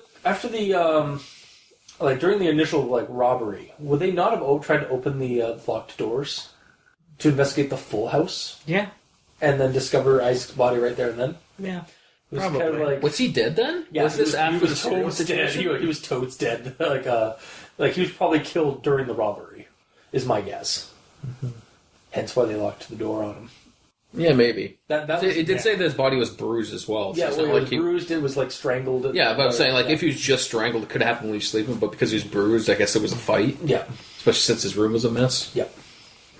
Yeah, like that's actually one thing I'm just thinking of because like we're now poking holes at the like a little more into like the inner workings of this. It's like like the cops probably should have opened those doors even if they were locked for nothing else of due diligence. Yeah, it's like oh, here's all your stuff. It was all crammed in one room. See you guys. Yeah. Turns out that your roommate was just pulling a prank. Yeah. All right, and then. My last note on part 1. Oh, fuck. Keep going. Is about the missing cash and the missing debit card from the parents. Yes. the only explanation I could come up with as to how it went missing is that David's a ninja.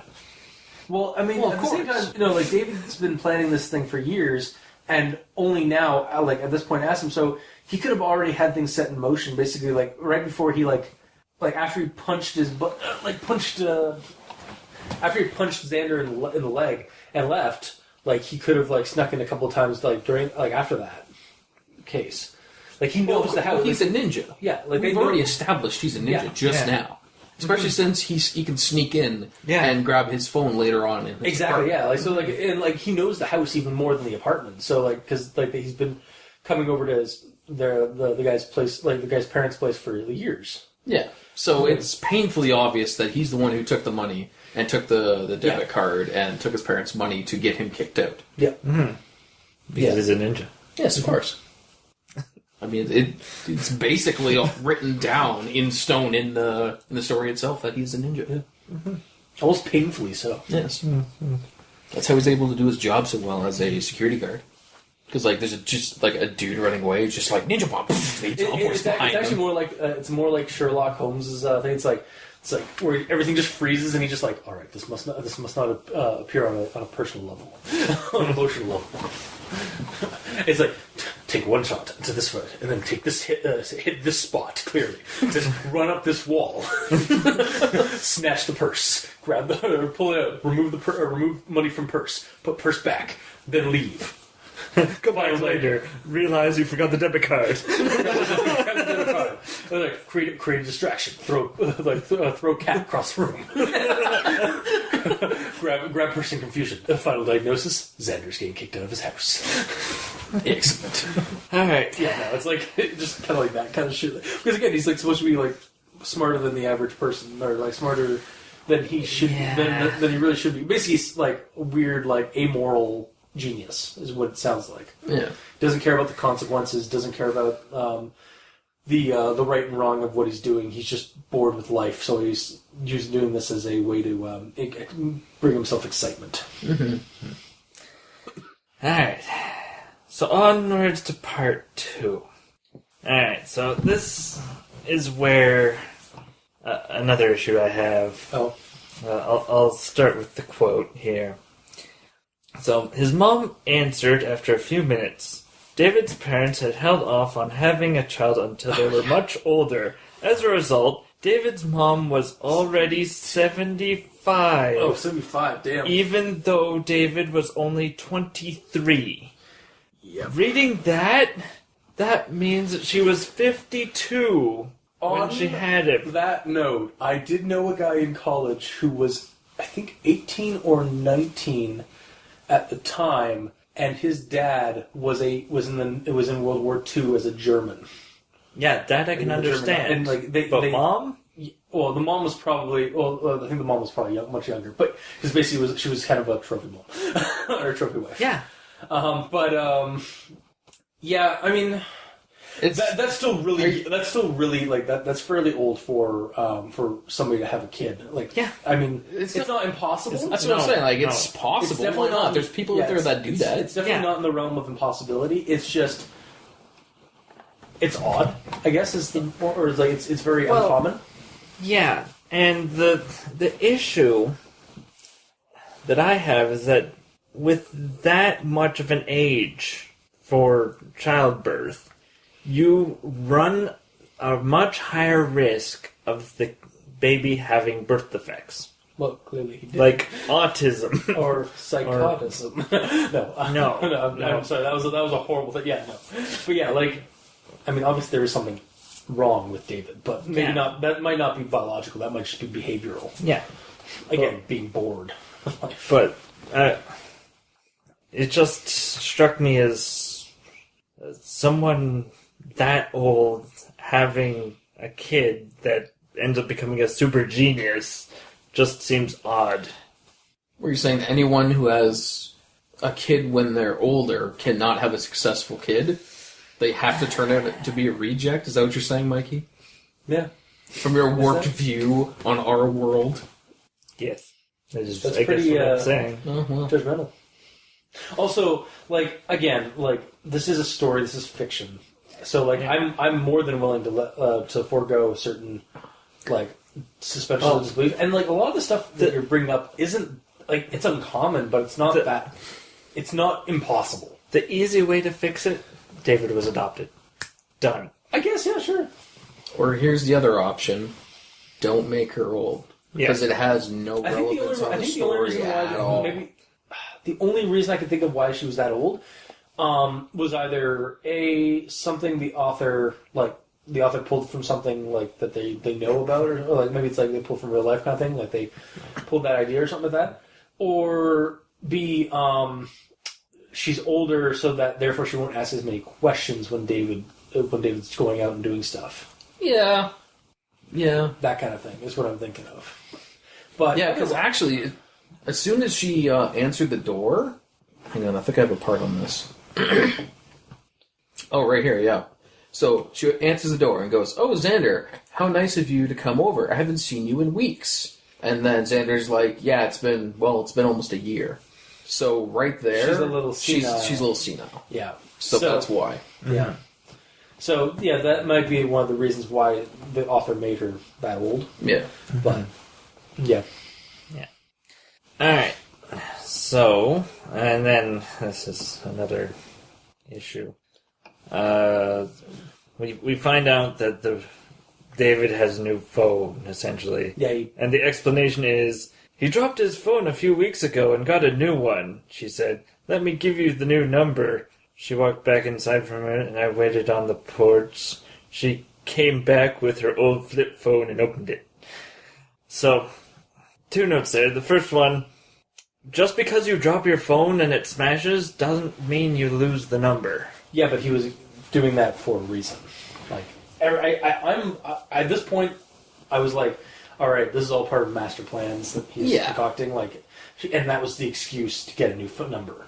Yeah, he used it as a cover for his mom. Yeah. So it's like, oh, this is why I have a new number, because I dropped my phone. And then, like, he wasn't really expecting Xander to come and ask for the new number. And because she uses a flip phone, I'm assuming she's not privy to current technology levels a whole ton. No. So she wouldn't question, oh, why don't you just keep the same number? Well, you say that, but you can still buy flip phones. Yeah, no. I'm aware. I'm just saying that it's someone who is using archaic technology. Which you can still buy. Yes, you can. Also, David, honestly, I miss flip phones. David might also have that old number. Like, he might have actually kept the old number and just got a new phone with that number so that he could like keep tabs on, like, again, because he figured Xander would have that old number and some of that. So again, I'm like kind of. There's no reason for it because he gets the new number anyway. It could have been. Well, yeah. What could be the reason that he purposefully destroyed his phone? Well, again, he says he accidentally destroyed the old phone. He might have kept the old phone and just gotten a new phone and a new number to do other, like, behind the back, like, keep the old phone, like, for like things connected with Xander and stuff like that, or basically keep, like, checking text messages and stuff like that, and just never reply to them. And then with the new phone is able to how he's contacting other people, like his contacts and other people. Because again, he's like, he gave his mom the new phone number, which you're saying is he's using the new phone number for, like, black market shit. Well, not like just black market shit, but I mean just for his evil doings. Yeah. Including contacting his mother. Yeah, he's still a mom's boy. But you're saying that he still has his normal phone. Yeah. So why wouldn't he just use that to contact his mother? Honestly, I'm just speculating about the old phone. Like, I'm not, like, it's not stated. It said that he breaks it, but I mean, it could have been, like, that could just be what he said to his mom. So that's all I'm saying. Like, again, at this point in the next 4 segments, I feel like they should give a reason as to why he changed phones. Because, yeah, you bring up a valid point. Why bother? Yeah. Right? Exactly. Like, it wouldn't have changed the story at all if he had the same phone number. I suppose. I don't know. Well, I guess all it does is, like, he left a message for him on voicemail, and he didn't answer. So he went to his house. Yeah. And then asked his mom, why isn't he answering? Oh, here's his new number. That's why. Maybe he wasn't expecting Xander to go to his house and get it, or wasn't expecting his mom to give him the number so freely or something. I don't know. Why wouldn't she? Unless she's in on it. Honestly, that's like there was a brief moment when she closed the door smiling. I was like, she's hit on, isn't she? No, probably not. It's probably more or less like, again, she's just kind of getting on in years, and She's the ninja. He snuck into his room. no. But yeah, so She's had 75 years of training. God. Alright. Now here's something where I learned something technically. Oh. Technically. So, here's the quote. I told the manager that my apartment had been broken into and he let me go home. I drove home with my still broken windshields, praying I didn't get pulled over for it.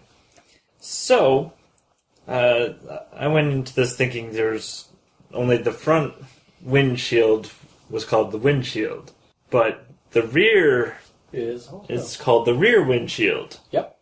Yeah. I thought it's just. I just never called the rear windshield a windshield. They're all windshields. All the way around. It's literally just the glass of the car. So I just get all the way around. All the way around. Okay. Sorry. Yeah. Yeah. So He's that's not just- from our world. Yeah. We'll let that slide with the whole popcorn fiasco we talked about as well. Yeah. Okay. I see you're not a car guy.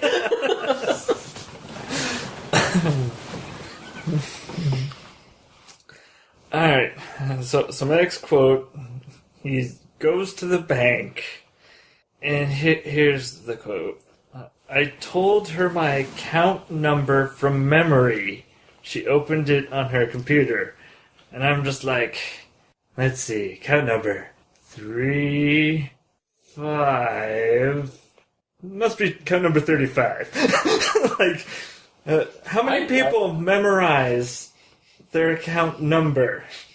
For the audience at home, me and Gamer both raised our hands. I mean, I'm raising mine To be just... fair, I I'm use raising my- mine just for the joke. I don't actually know it. To be fair, mine is like I check my online bank account a lot, so I tend to like just I don't even pull out my card anymore. I just have like almost muscle memory.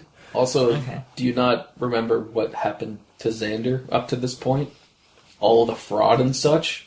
Yeah. He would've been needing remembered to it, deal with people and tell people his credit card or his account number constantly. So he'd be burned into his mind right now. Yeah. That's it. He probably should have also given them his card. You don't have to. I guess not. My dad barely ever brings anything when he goes to the bank. He's just like, here's my number. Okay, well, we do need ID. It's like, oh fuck, I forgot that. Where's your driver's license? I don't have one. But yeah. They would never take our licenses away.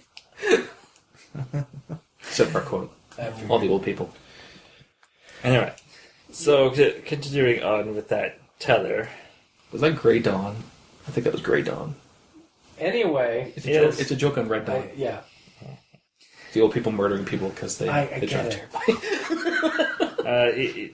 He's talking about like the transaction or whatever, the whole identity thing. Today, but it could have started any time over the last year, I replied. She raised her eyebrows in a way she thought I couldn't see and started typing.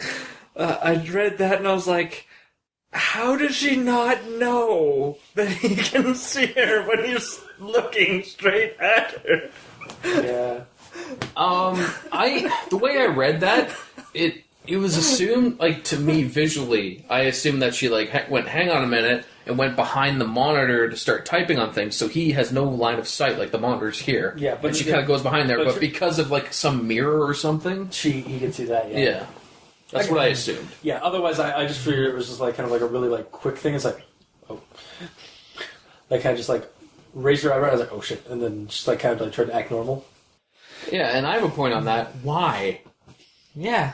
I'm assuming... Okay, also, my other point I have on that section is that character's named. Her name is Chantel. Yeah. They gave this random teller a name. A teller who was acting weird. It could just be a random name drop. Why? Because it's on her tag. None of the other random people are named? It's because she's in on the identity theft. Clearly. Why else would this person be named? Why else would this person be like give a weird kind of eyebrow situation to something that doesn't require it? I suppose. She's there as a teller to help someone. If someone comes to your teller window, She's a tell. Sean tell. please do. I was going to give you a golf clap, but no. I'll give you one. But yeah, no. There. Yeah, I mean, maybe, but we haven't gotten to that point in the story that, again, we haven't heard his master plan on how everything correlates together, and I wonder if we will get that at some point in the story. For me, it's another one of those situations where like you immediately went, both of us immediately went, okay, Jackson's in on it. I'm immediately like, okay, Chantel's in on it. And then with me, it was like as soon as Isaac, or like something that you missed, it was like as soon as Isaac and like the two doors were locked, I was like, okay, Isaac's dead. Yeah. Or like the weird smell on the cereal, I was like, oh yeah, he's totally dead. Yeah. Like Chantel's probably like David's girlfriend or something, and she's also been saved. Yeah. So she's helping him. Yeah. Clearly. All right. She wouldn't be named otherwise. Yeah. Yes. All right. So this next quote is Are we still in part 2? the end of part 2. Okay. Yeah. Problem here? No, it's just like. I'm sorry that we're giving you content. I'm sorry. I'm sorry. I'm not sorry I'm giving you content. So when I initially read this, I was thinking more like that David was pushing Xander just on top of the table and his face on the table. Yeah. But rereading the last sentence, that's not the case. What? Because that's when David grabbed the back of my neck and pushed me down, my face against the edge of the table. Which is painful. Oh, that's like curb stomping, but like on a table. And without a stomp or a curb. It's table edge. So it's nothing like what I just said. God. You know what I meant. Do you understand what a curb stomp is, right? Putting somebody on her and smashing them down so it like It breaks. has nothing to do with a curb. Have you not played Gears of War? Yes, Curb stomp is literally just he's on the ground, boom. You step on his face. That's a curb stomp. in It has real, nothing to do in with real life. Curb stomping is like they put. It's when someone's like walking along the curb, stomping on it. I hate these curbs. That's a curb stomper right there. Fuck off. Go on. It's a table smash or something. I don't think it has a specific move. It's Dave's own special move that he's created. I think. Yeah. So, I read that, I was like, ow. Yeah. But ow, yes. Regardless, ow. Yes. Oh, my face. Yeah, that's a hoit. It's like watching something happen in a movie and you're just like, ooh. It makes you shift awkwardly. Yeah, it's like when somebody gets a nutcracker in like a movie or something. It's like, oh. Wow, it's a nice toy to give to someone. Fuck off. You know what I meant. Yeah. They're like these wooden soldiers. Alright. So, the next portion is... I would like to go back to part 1 for a moment. We're into part 3. Yes. Okay. But I'm going to go back to part 2 for a moment. Cool, please do. The chase scene. Yes. Where David is going after Xander. It just seems like he's Michael Myers. Or T-1000. Yeah. Because he's like really running like straight, just like... Well, it sounds like he was running the same speed as them, essentially. For the most part. I think Slightly he was, fast. Yeah, he was catching up. And then it's like scatter. It's like oh shit. And then he'd like struggling to get over the fence, and then he'd just like Yeah. Yeah. shit. Where do you let him do that? Yeah, it kind of felt like they were running the same speed, but because He's more- he could ninja over the fence, that's how he caught him. Yeah, Yeah. and also him tumbling over chairs and the table. Yeah, him being a doofus. Yeah. So his hardcore parkour is what let him catch up there. Alright. Anyway, back to part 3. Right. Back to further. So, this is my grammar Nazism. Oh no. Which is a word that is the wrong word. Okay. So, to start the quote, it's a long quote, just to get context. Go for it. Make And the entire for section. one word, I mean, come on. Do it. Alright. Knowledge. We didn't have nearly the amount of knowledge David had. Not just knowledge about how to do things like fix a pipe, but also knowledge about David, who his friends were, where he worked, who he talked to, etc. We'd have to start learning like crazy to try and catch up. I do remember seeing that. And I was going to write it down. I was like, it's obviously his, not is. Just hitting the age. And it's I could put that down as like, you know what? Mikey will get it. The E stands for evil. And spelling excellence. Damn it. Yeah, so I did catch that initially, and I was just like, yeah. I'll let it. It's one of those situations where, like, even It if was you're like literally the one major like issue like across the entire in terms of like spelling and grammar. really call that a major issue. No, like it was the major like the only major one, and it wasn't even major. Like it was only major because it was the only outstanding one. It's essentially just he probably wrote this down in a program that had spell check, but because is a word, it doesn't pick it up. Yeah. Mm-hmm. Yeah, so that one was, and it was just, it wasn't caught. That's the only, pretty good though. 1 out of 3 parts with a single spelling issue. Yeah. And like, it's pretty good so far. And when I read over, my typonese took it, so I'm assuming when he edited it, his typonese just went over it too. And I noticed it, I just didn't bother. I was, at that point, I was just too engrossed in the story already. Yeah. Alright. Now, You seem exasperated after that grammar Nazism. Oh, finally got that off my back. it's this next part. Uh-oh. Is this part 4? No, this is still part 3. It seems like one of the stupidest ideas that you could think of. Okay. And it's in regard to what Clark does. In regards to... In regard to the account. So, here's the quote. Okay, I know what you're talking about. The only account he didn't put into the password manager was his bank account information. He wrote down half of the username on one small scrap of paper and the other half on another. He did the same with the password. He intended to hide them in safe places around town. If David got a hold of Clark's bank information, we were dead in the water. Ow! We have established they are not the most intelligent when it comes to planning. Like, literally, like, incriminate yourself. Like, we're gonna let the cops deal. We can we can actually get the cops to deal with David. Good idea. Let's incriminate ourselves by spray painting thief on his house. Bad idea. It's time for another good idea, bad idea. Edit that in front of what you just said, and edit out what I just said. No.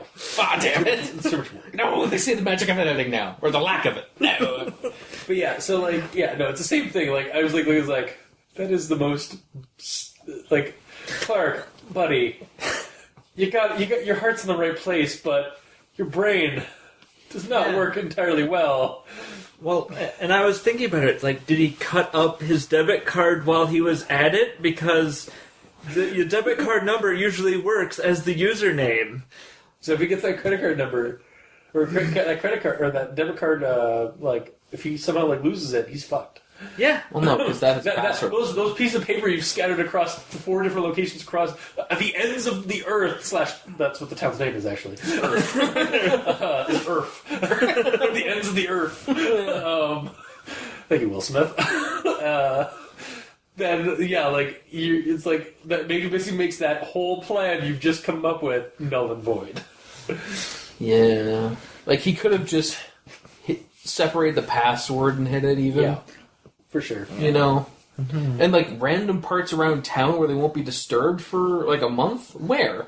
Apparently, buried them, did he, my guess was like all I could think of was he's like either putting them in like Ziploc bags and like hiding them under like bricks in like some like abandoned warehouse or something, or like some abandoned like shop or something like in the back alley or something, or like like a goes back there in a month. Someone's bought the place and that's a they like, bulldozed over, yeah, it's demolished. Like, oh shit, I can't remember my password now. Yep. There's some new store that comes in and it's like whatever by David King. David King, he like owns the place now because he has all that money. So he literally just watched him, and in any of the old stores he put the 4 pieces in, he just bought those places. King Security. Yeah, there you go, King Security. Yeah. All right. So that was my main thing for part 3. Yeah. Just Bad idea. Again, like I love the character Clark, but man, he is dumb. That might be why he's so lovable. He is a college kid, like so. Like I mean, college kids are pretty dumb sometimes. Yeah. Well, everyone's pretty dumb sometimes. That's true. all right. So onwards to part 4, Yep. with which I only have one real issue with it, and the issue is a missing quotation mark. Okay. So Process that. Leave it to Mikey to find all the grammar Nazis. All 2 of them. Yeah. You found one technically. Yeah, that It was was like a... It was just like it was the one time that it was out there. It was like that, but it wasn't worth making a whole segment for me. Yeah. all right. So here's the quote of the quotes, and basically because there's a missing quotation mark, Yes. you automatically assume that the next quote is a continuation from the same person. Okay. That's how quotation marks work. Mm-hmm. So, here we go.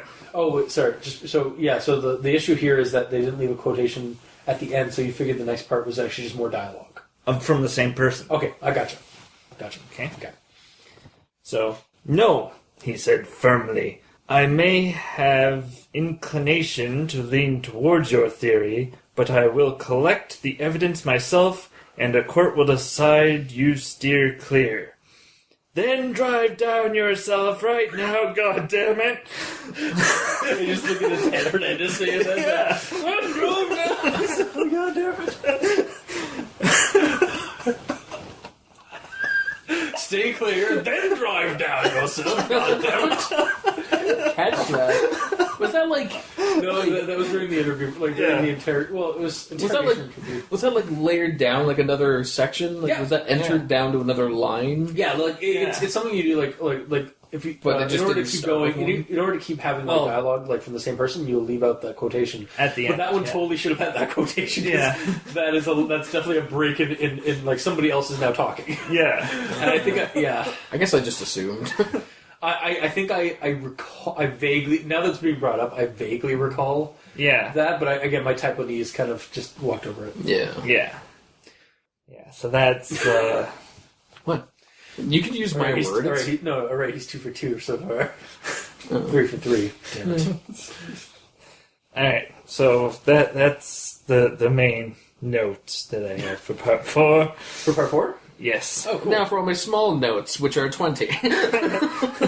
And now for only, I guess it's speculation and stuff. Do you want to say that for recommendation time? Yeah, I'd say maybe like for like what we expect for the next one. Well, it's just questions. Okay, yeah, we can save that for like when we've all done our thoughts of the story at hand. Yeah. Okay. Sure. Because I think I have a few for that, so I haven't already just spewed out. Let's see what I have left. Y'all joining us with this drinking game? Or I didn't establish there was any drinking. no, we didn't. It's the grammar Nazi drinking game. I'm helping our audience. Yeah, clearly. Because they have to be intoxicated. Yeah. We've only just still initiated this drinking game. what, an hour, 2 hours in, or an hour plus in? Yeah, really. Well, it's what our audience does is when they do grammar knots, is for each one they have to drink. Oh God, drink. Like, I really hope people do not do that as a drinking game for our main show, promotion of our shows. I mean, there can't be that many, even if it's shots. I sometimes have a full page of grammar Nazi notes. Yeah, well, because there's God. only like what 3 or 4 total here. They can drink an entire beer for each one. Yeah, and just use beer. Don't use shots. No, of course not. Unless it's one shot for each. Then it's like one beer. It's the equivalent. Yeah, no, I say beer, not like hard liquor or something shots. But one beer is equivalent to one shot, roughly. All right, whatever. Just keep going. Just go. I think we're drifting away. Yeah. This was supposed to be a joke, and Mikey, of course, took it took it Too far. Too far. Let's just move on. Alrighty then. So, well, first story obviously is where I'm going to start, and I have like a little, like one little thing maybe kind of think, and it's in regards to him saying, "Okay, I'll try to ruin your life, but I dare you to try to ruin my life as well."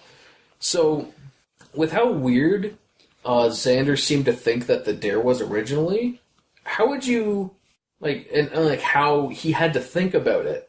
As soon as you say it, he's like automatically weirded out, and he had to think about it. Why would you dare him back immediately, not knowing? Yeah, I the would not have. circumstances? I would not have. Especially since you're like, I guess like what do you mean exactly? Like that's what his thought process was. I thought. I think he figured it was just a joke, like because he was best friends with David. He didn't expect David to pull this shit.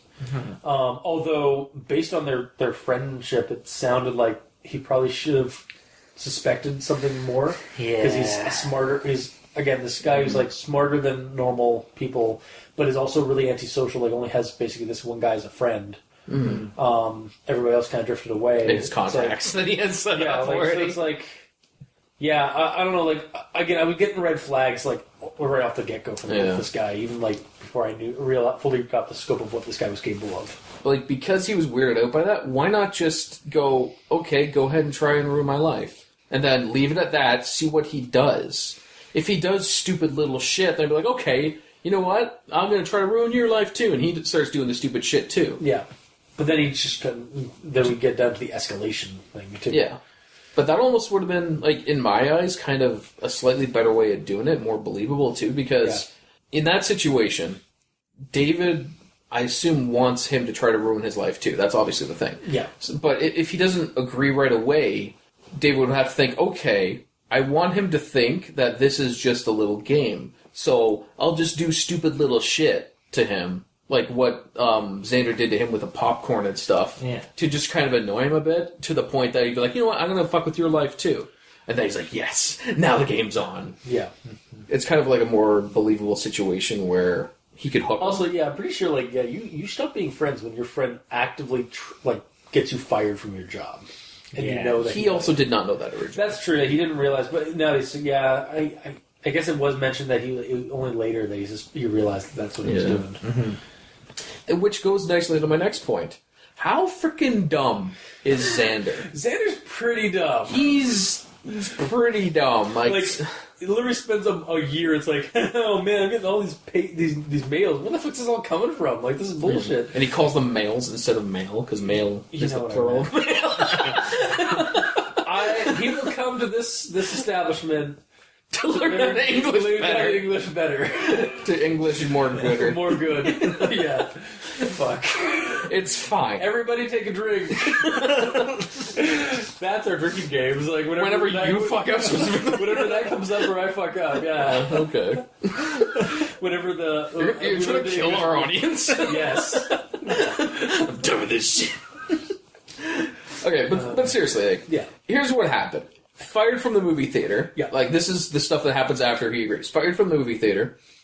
Accused of stealing money from his parents. Yeah. Accused of stealing their debit card and hundreds of dollars. Kicked out of the house. Yeah. All that stuff happens without him even considering David did anything. Yeah. Like, totally he's just really forgetful. Like, he's an absent-minded idiot. The movie theater, I could let slip. Okay? Because maybe he fucked up or whatever. Yeah. He smelled funny one day, and his boss hated him. Maybe the boss was watching him like throw shit down the ground. Yeah, exactly. He's being an idiot. Yeah. So that's fine. But as soon as like money starts disappearing, and he knows he's not the culprit, even though he's an only child. It's like I would be suspecting who else has been in this house? Well, my friend David.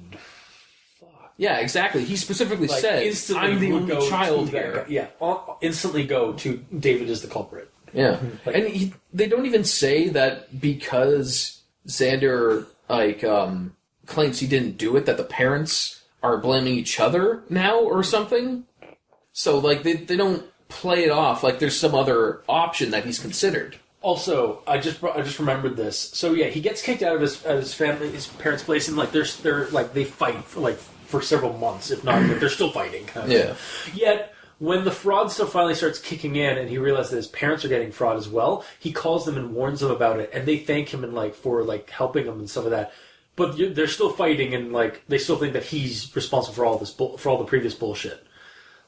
He still could have been. I guess it's just I don't know. It just seems like it those parents are just as dumb as Xander. Well, it's one of those things where if it stopped after he left, they would have true. affirmation that it was him, even though that might not be the case. Yeah.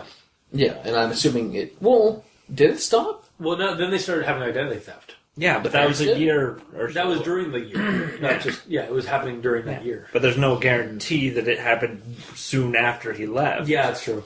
Did he drain his parents'... Yeah, he drained both, or he took several $100, from their bank account. I don't mean previously to Xander being kicked out. I mean over the span of the 4. Oh, yeah. Did he actually drain Xander's parents? It was said that, it was not drained. I don't think they drained it fully, but I think he, took good chunks of their money and put it into Bitcoin, which I remember hearing. I was like, hey... It's that thing again. We're back. Yeah, that's now... really worth a fair amount. Yeah.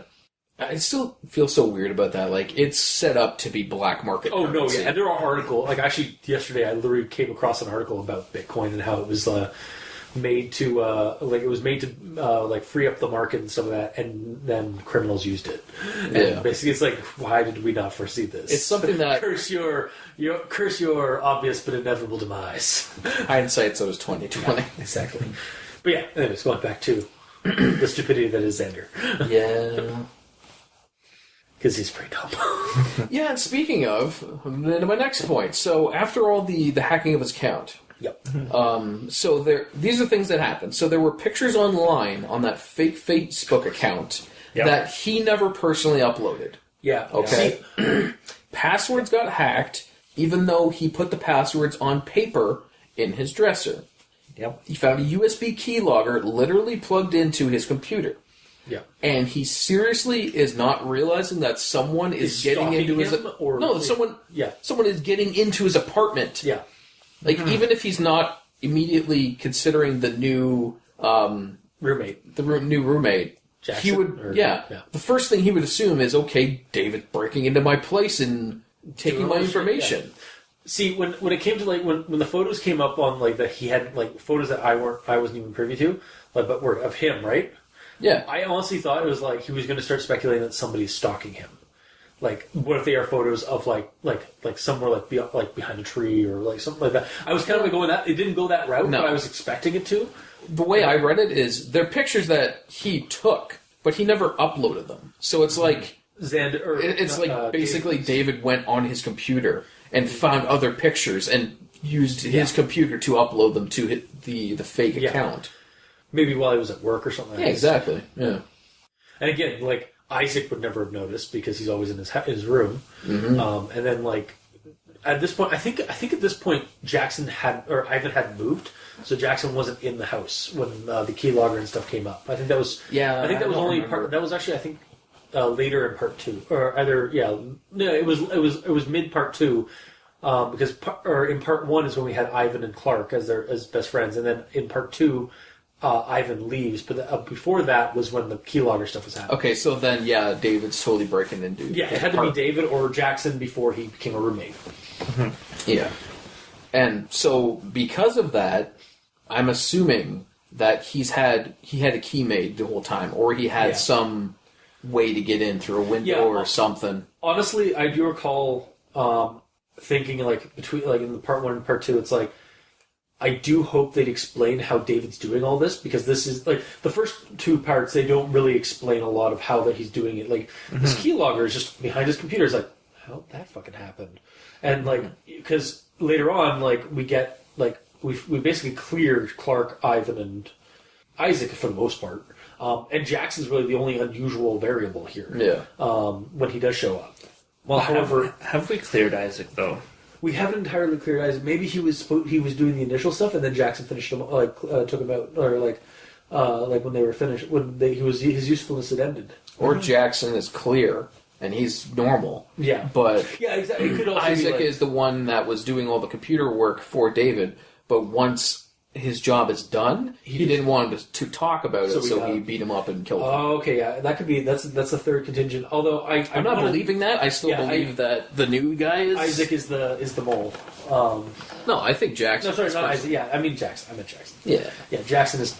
I want to believe that like that's probably going to be the case, because it seems like all the angles are kind of pointing at him. Mm-hmm. It's kind of weird. Like, as clever as David is at doing all this shit, just the way that Xander is writing all this down for us to read, it's very clear. Yeah, even though to him it's not. That's one, and that's he's also writing in hindsight, though. Yeah, he is writing in hindsight. It's also like, again, like that was one of my issues, is that the story is written well enough that like I want to keep reading it and find out what happens.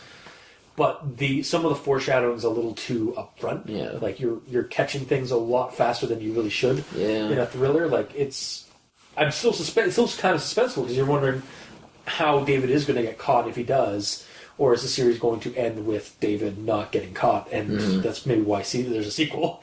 Yeah, but I guess one of the ways that they could have done, I was just thinking, one of the ways they could have done it a little subtler is not have that Ivan dude even be there. He has not contributed to the story at all. Ivan literally was just there to take up a space and then leave, and then have Jackson show up. Yeah, but Jackson showing up is what is making us think it's so. Honestly, I think it's Jackson. So, if he moved into the apartment and it was Clark, Jackson, and Isaac the whole time, then you wouldn't automatically assume it was him. Yeah, that's true. But then again, it'd be or like they were both shut-ins. Like we knew one of them was a gamer, but the other one was just like he just locked himself in his room and never really talked to us at all. I could see that happening, and then like it would make Clark and Clark and Xander's relation or friendship maybe tighter. Yeah, because like Ivan was friends with Ivan. God damn these names. Ivan and Clark. Ivan, Clark, and Xander were all friends, like amicable roommates and friends in part 1, and then Ivan departs to go to a university. Yeah, basically just regular college kid kind of thing, and then so it leaves Clark and Xander to become tighter friends. But I think we could have gotten that more if it was just Clark and Xander, and that way Clark gets a little bit more friendship time, which is awesome because I like Clark as a character. Like he's again like that. Yeah, that's the other thing. It's like, who is Ivan? Like, if you had to describe that character, he doesn't do. He's a college kid. He doesn't also do friend. Yeah, anything. Yeah, he's just a friend. He's a friendly college roommate. Like even like in that situation where like Xander comes home and one of his friends like throws the mail everywhere, like the Mail King has arrived. Was that Clark? That was Clark and Ivan. Oh, okay. Well, either way. So they were like basically Ivan and Clark at that point are basically the same person. Yeah, and then Ivan departs to give us the space so that Jackson can come in to give us suspicion of the new guy. And that's the other thing. If they didn't have Ivan there and Jackson was there all along, how would David possibly explain that he was there all along as a mole if he didn't know where Xander was going to move to? Exactly. Yeah. So I guess you kind of have to do it. Yep. Unless he just snuck in there and like he knew that one guy was just kind of a bad seed and he like paid him and bribed him and shit. Yeah. And then we find out later, it's like turns out Jackson was there from the get-go as a mole, like placed there by David to keep it up, and that's how he was surveillancing Xander the whole time, which gives us a reason why. Because right now, like during part 1 and part 2, like we're like is he just like a ghost, like just like spec ops, like watching him Yeah, somehow, pretty much, like his yeah. security skills? Yeah. Yeah. Okay. So. Yeah. All right. So on to part 2. Yes. What that was a No. Keep going. This is fine. Yeah. All right, fine. So Speed run. this car gets broken into. Yeah. Yep. His windows smashed, all of his shit taken. Okay. And he's Okay. sad about it. Yeah.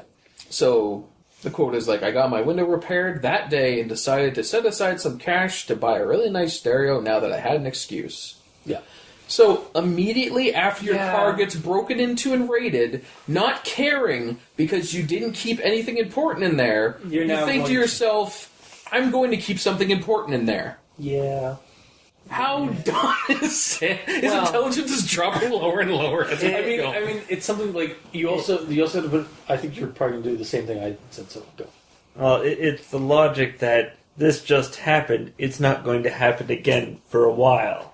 That and when something like that, when something shitty like that happens, one of the easiest ways to comfort yourself from such a thing is to buy something expensive. I guess, To buy but something like, nice. Man, It's that's not the way I would think about it. That's no, just I the know, way but like, so yeah, society, like a lot of people in like America and Canada, like they are like that. Like it's like, oh shit, I feel so shitty for like this thing. I'm low on money, or I'm feeling like really like I lost like this thing. Well, I'm gonna buy something nice for myself because it makes myself feel better.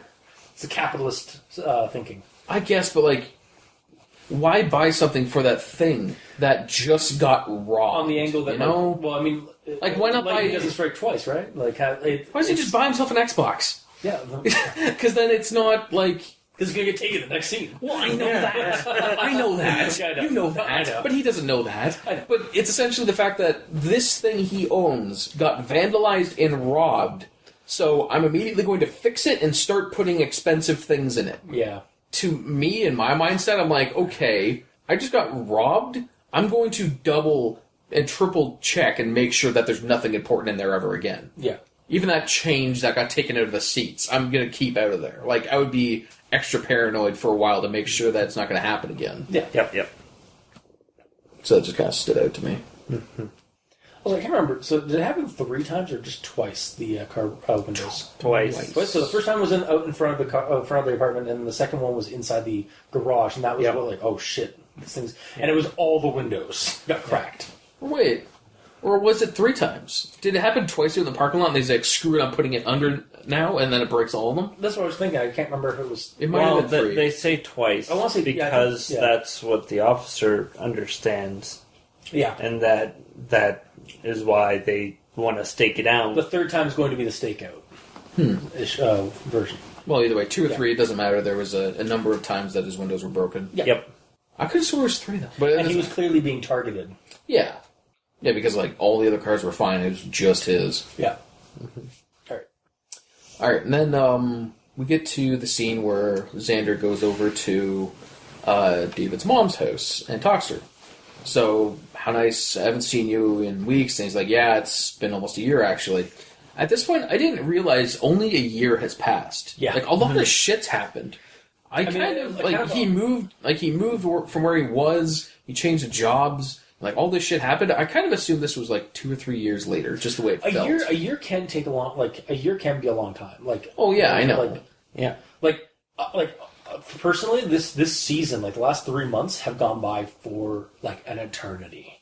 Like, Yeah. it was like halfway through like last month, I was like, oh my god, it's only like this month. Mm-hmm. It's like Jesus. Yeah. I guess, like, it's one of those situations where, like, I kind of wish there was more timestamps, I guess. I suppose. I can see that. Because, like, it's very vague. It's just, like, I had a conversation with him a year ago, and then David tells him that he's been planning this for a couple of years. Like, it's all Prior, very broad, Yeah. kind of general time shit going on where, like, Yeah. you don't really know. I mean, at some point, so there are a lot of there are some cases where you want to keep things give you some specifics, but not all of them, because if you do too many specifics, you start falling into like our plot holes. Mm-hmm. Like you start fucking up. You're going to naturally screw up the continuity of the timeline or Yeah. you're gonna have some like 3 chuckle fucks have a podcast and critically analyze like in a silly, stupid way the plot holes and continuity errors of your story. Yeah, no one would want that. Yeah. Anyway, Did you just create the word chuckle fuck? It's a word. Look it up, buddy. It's slang. I'm sure it is. It probably is. So Do you know the definition of chuckle fuck? Yeah, it's basically like a clown or it's a term for like a silly person. Actually, we had another term for it at my at our cottage. One of our neighbors would call me and my cousin frickin' frack. Oh, okay. That's nice. Yeah. That's like Because we were the just PG basically- way to... We were basically the two we were just like the two not we weren't brats because like we were friends with his kid, but like he was just like, oh, it's frickin' frack, like because we were always like together and always hanging out and stuff. Yeah. Like we'd always show up to hang out with his kid together, basically. What's his name? Zach, so it's Frick, Frack, and Zach.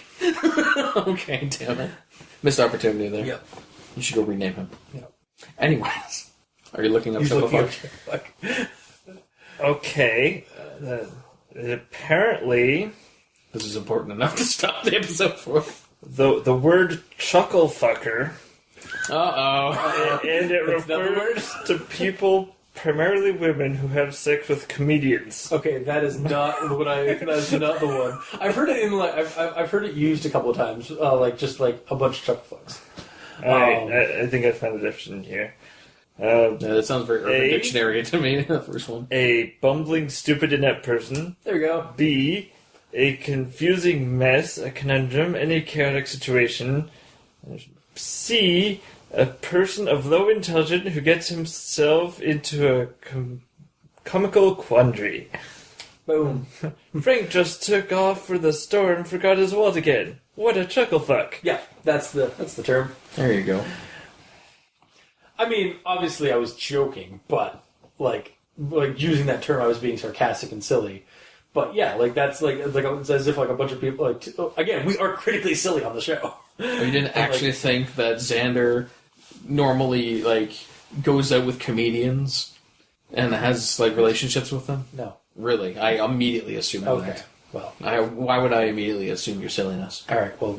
Anyways, continue on with the next thing. Okay, fine.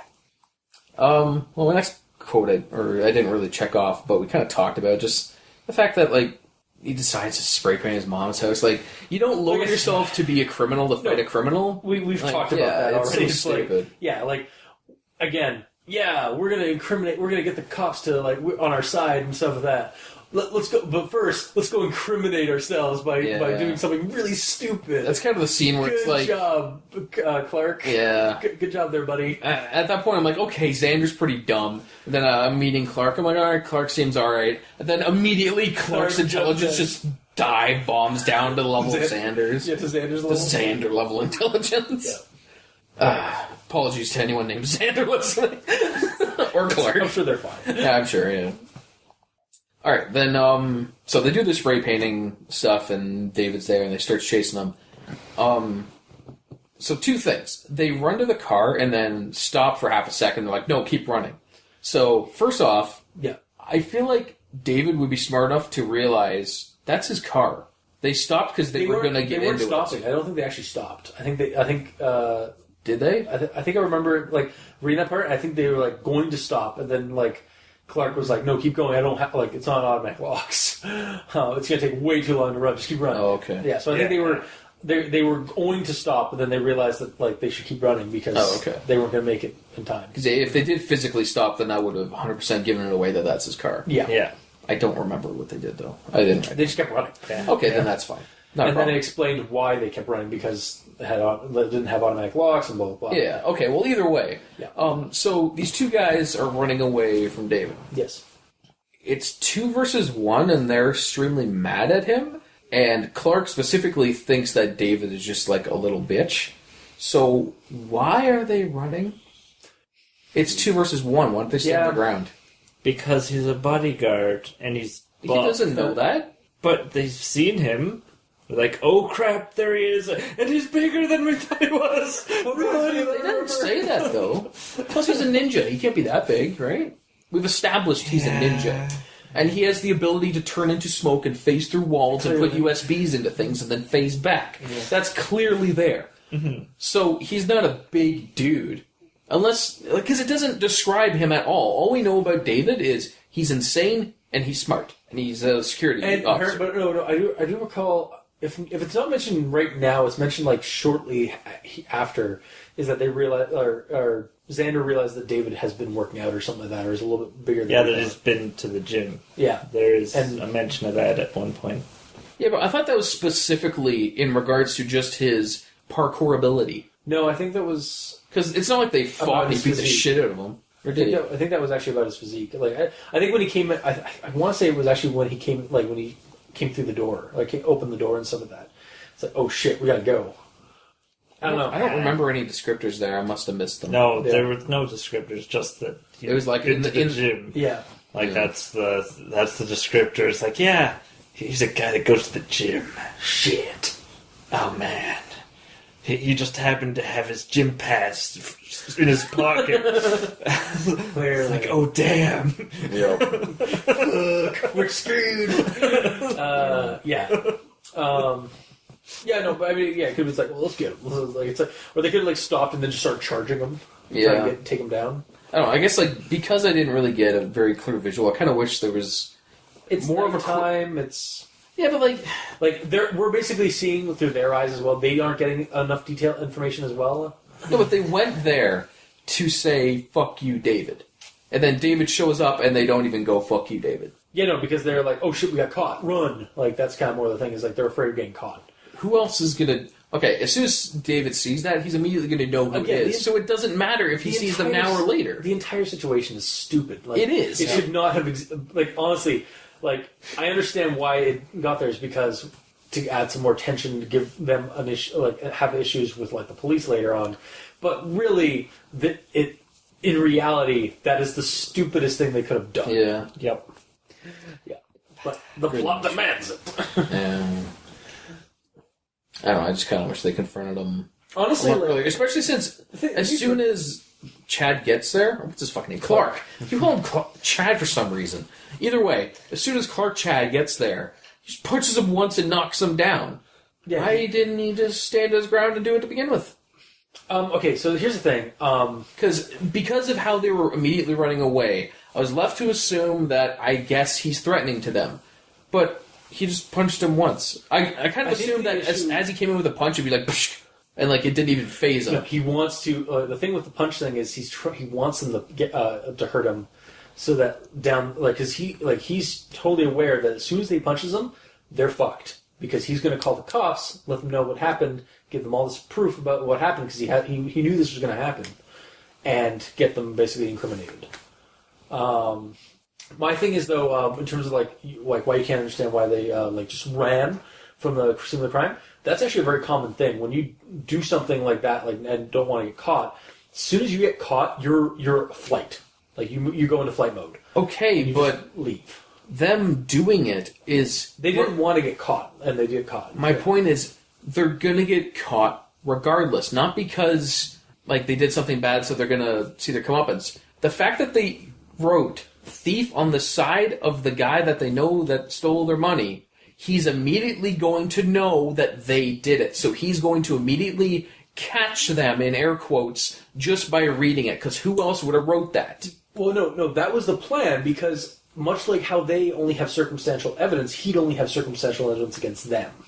Who else would it be? Who else would have broken into their home? Xander has as much evidence against David being like the one behind the fraud and the thing as David would have had Xander and Clark gotten away with just writing thief on the.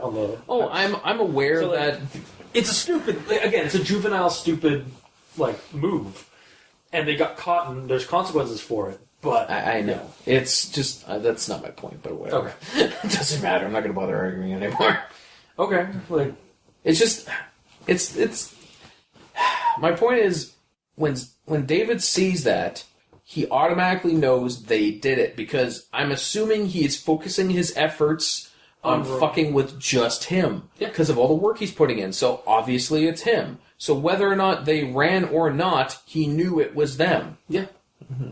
And they would have known that he would know it would be them, regardless if they ran or not. So why not say fuck you and confront him there? I think they were hoping, like, the reason why they ran was to try and not get, because they panicked, because they, again, this was this whole stupid, like, I hate this chase scene, honestly. Yeah. The only reason it's there is for them to get caught and to get exposition from David about his plan. Just remove the chase scene altogether. I know, but they went with this route because, and again, honestly, that is a natural.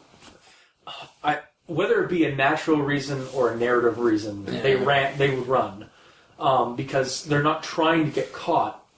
Like even by Xander, they're trying to send him a message without getting caught by spray painting Thief on his house and then getting the fuck out of there so that nobody else around sees them. Because again, like David could stir up like a noise and basically get the neighborhood like around them. Like that happens in that guy's on that guy's yard. Like when when David finally does catch up with them. Yeah. That the guy like on that neighbor gets out of his house like, what the fuck's going on? Blah, blah, blah. And then they like turn around and Dave's like already booked it out of there. Yeah. So getting them caught. Yeah. So their goal was to send a message and not get caught, and then oh fuck shit we got caught inevitably. Peace out because we panicked.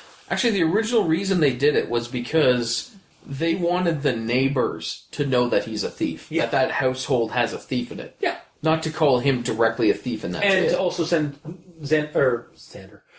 David a message saying that I'm not going to fight. I'm not going to lay down and take this shit that you've been doing to me. Meanwhile, they basically laid down and took it. And they also fucked themselves. They went there to fight, and then they immediately ran. Yeah, no, because, again, that is a natural response. Like, when you get caught by doing an act that you're not supposed to be doing. I've legitimately, like, I'm with you, like, it's, again, stupid, but I've honestly had that reaction myself. When I was younger, I did something stupid like this. Not entirely like this, but I did something that I was like trying to get back on somebody, and then shit, I got caught, and I ran. I didn't confront them about it. Like, I didn't call them out or anything like that. I just ran, like, because oh shit, I'm in trouble. Run. It's a juvenile but natural reaction that people do. I guess. It's just so weird to me. Like, this is one of the biggest This is one of the biggest problems. I mean, that's what I'm stalling on, because they go there in an act of defiance against him. And stupidity. And then immediately just peace out. Yep. Meanwhile, they're trying to show that they want to stand up and they're not going to take this lying down, but they immediately lay down. Yeah, they basically back off. Yeah, it's stupid. Anyways, moving on. Alright. I've still done that enough. So on to part 4. So this is where immersion broke for me a little bit. Okay. Right at the start of part 4. In the wraparound thing. And he says, well, I'm taking part of it, but another thing, I try to talk to as many people as I can in the comments, unless my reply will have to contain spoilers, but I quote-unquote live events, but live events have forced me to limit that interaction because of time and sheer number of you forgive me. So, is this just a story you're telling us, and that's it? There's no immersion? Because what fucking spoilers are you talking about? Okay, he's been up until this point, he's just been relaying past events. Okay, but what's the point of freaking holding back spoilers when you're trying to be in this immersive situation saying that, like, it seems like he's laying the story out for people to get immersed and believe it. And yet he's saying, sorry, I don't want to say too much because I don't want there to be spoilers for my story. Like, there's no spoilers when you're, like, retelling events. Like, what do you care if you spoil shit when you're trying to just... It's based on the comments. Like, if you actually go into the comments, people are asking questions and things, and he doesn't want to spoil the rest of what he's going to be posting by answering the comments. Yeah. Why doesn't he just put that in the comments so it's not part of the story itself? Yeah, that is a good point. Yeah. Yeah, I guess realistically, like, he would be answering those things, but at the same time, like, it is part of this this is kind of an ARG aspect, where he's trying to, like, tell this, like, get the story out for the next chance he's able to, like, do a full fleshed out story, and by giving people tidbits, it'd be basically like, kind of like people already know some of those things. Like, the people that are commenting are going to be the ones reading the story further. Oh, I know. I just it's the word spoilers just completely pulled me out of it because it's like, okay, well, this is just a story. It's not actually happening. That's Like, yeah. Well, you should also be thinking that regardless. But I mean, I like, know, surveillance- but- yeah, you know, I get you have to get immersion-wise, immersed yeah. in the story No, yeah. to be actually As soon as involved I and said that care too, I about also it. realized what I was saying. But yeah, no, I get you. It's just I don't know. I guess it just happens to like that ruins things for different people because I didn't have that reaction. I just wish like he put it in some comment where some guy saying, "Why aren't you responding to this, and this?" And saying, "I'm holding back from spoilers. It's an ARG, guys." I might have. What I might have done is, if I was the author, is not comment at all or reply to the comments at all, and just address it in the story, in the next installment. Well, replying to the comments is it's fine, but I think all of the replies should be in character. That is completely out of character. That's my problem. I don't know. It doesn't seem that out of character to me, but This character is his life is being ruined day after day, and he is putting this information out online so people know about it. What does he give a fuck about spoilers? Well, the things that he's spoiling, like he knows he's going to write down like the information in a more coherent thing than just a small like what a comment section would have. So like he doesn't want to like he's going to cover it ahead of time. Some of those comments are like paragraphs. Yeah, obviously. To be honest. Okay. Of random people saying stuff. I didn't read any, but I scrolled down and there's like literally a paragraph. Yeah. So there's no limit on that. No, I know, but like he's not going to write the entire he's not going to write down the whole story in the comments. He's going to write it in the next installment. I understand that, and I'm saying that him saying that there's spoilers has nothing to do with the story or the character. It is the author of the Creepypasta saying it. It's not Xander. It's the author of the Creepypasta saying it, and that brings me out of the immersion. That's my problem. All right. Well, fair enough. Okay. Yep. I know. To each their own. I'm just trying to explain my view on it. Yeah. No. Yeah. Exactly. Yeah. That's all it is. Yeah. Nothing more to say? No. So my last point is in regards to when he's at the police station and he's on the phone with, I can't remember, but he gets another call. I think was it David he was on the phone with? I don't remember. Oh, it's not David. Because either way, mom? Oh, no, the one girl, Katie's mom. Previously, he was on the phone with someone, and then he had a call, and he had to call that person back, not knowing who it was, and it was Katie's mother. I don't remember who he was on the phone with previously. Either way, she calls, and she's like, I haven't seen Katie in a couple of days. Is she okay? Is she with you? Why is he lying? What's the point of lying? Yeah, I guess to her mother, feeling really guilty about what happened. He didn't do anything. He's kind of responsible for this whole thing, though, or like he feels it's a common. Again, it's another common like narrative thing where a character will feel the responsibility for getting somebody caught in a bad situation. Okay, even though they are not the ones behind it, but they still feel like they are guilty. But he's also in a police station, about to file the missing persons report and tell everyone. I guess he didn't want to scare the mom too much. What's going to happen in 10 minutes? Yeah, when the cops call? I know. Yeah. So Xander again. We have established Xander is not the most intelligent human being. Just tell her the truth. What's the point? Yeah. He doesn't even have to stall on it. He could literally just be, she says, "Where is she?" It's I'm sorry to say, but she's been kidnapped. I'm at the police station right now, about to give the report. They'll give you a call in a few minutes. It's funny. I have to talk to the cops now. Goodbye. Yeah, it's funny because as much as I like how Xander is dealing with or is trying to manage these issues, again with the fraud stuff, dealing with it legitimately or logistically, and then with the police stuff, he's dealing with it relatively logistically. He's also screwing up a lot. He's fumbling and doing stupid impulse things. Yeah.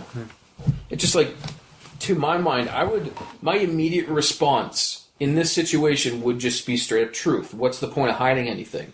So you would he had to actually stop and think about what to say compared to just saying the truth, which would have no repercussions. Mm-hmm. Yeah. Meanwhile, him lying has repercussions. Yeah. Not the brightest. Nope. And yet every time he talks, just keeps dropping number by number. Yeah. It's just going to go into the negatives. He's getting bad protagonist points right now. Yeah. He got a huge boost for doing the anti-fraud stuff, and then for actually getting the cops on his side and stuff like that for the most part. Yeah. But then following the Clark spray paint thing, not realizing David was the culprit the whole time. Yeah. Not dealing with Katie's mom very well. Just god damn it. Yeah. So he's a little herp derp. Yep. So, next thing? No, that's it. Oh, I told you that's the last one. all right. So, I guess we're going down to recommendations and also speculation. Yes. So, I guess we'll do speculations first. Hey. So, yeah, this is like, the series went on for another 8. We'll cover the next ones in the next episode, which will be tomorrow when this gets posted. It's going on for another 4, not another 8. Sorry, yeah, that's what I meant. So yeah, we'll be covering the last 4 entries next episode, which will be on New Year's Day. But we got So this isn't going to be really recommendation-y. It's more just like, so far, if the series was to end right now, like if the series just kind of stopped, like we never heard from Xander again, or it's been like a couple months or years or something like that since we heard from the author for the story. Would you recommend the story as is right now? I thought you said we're doing speculations first. It's kind of a mix of speculation, man. I guess it's more like a specumentations. Specumentations, all right. Yeah, specumentations, because this will be like speculations, like questions about that we would offer each other to figure out, like discuss and so on. Well, let's start with you. What's your speculation? I kind of would. I kind of do. I like the way the story is going right now.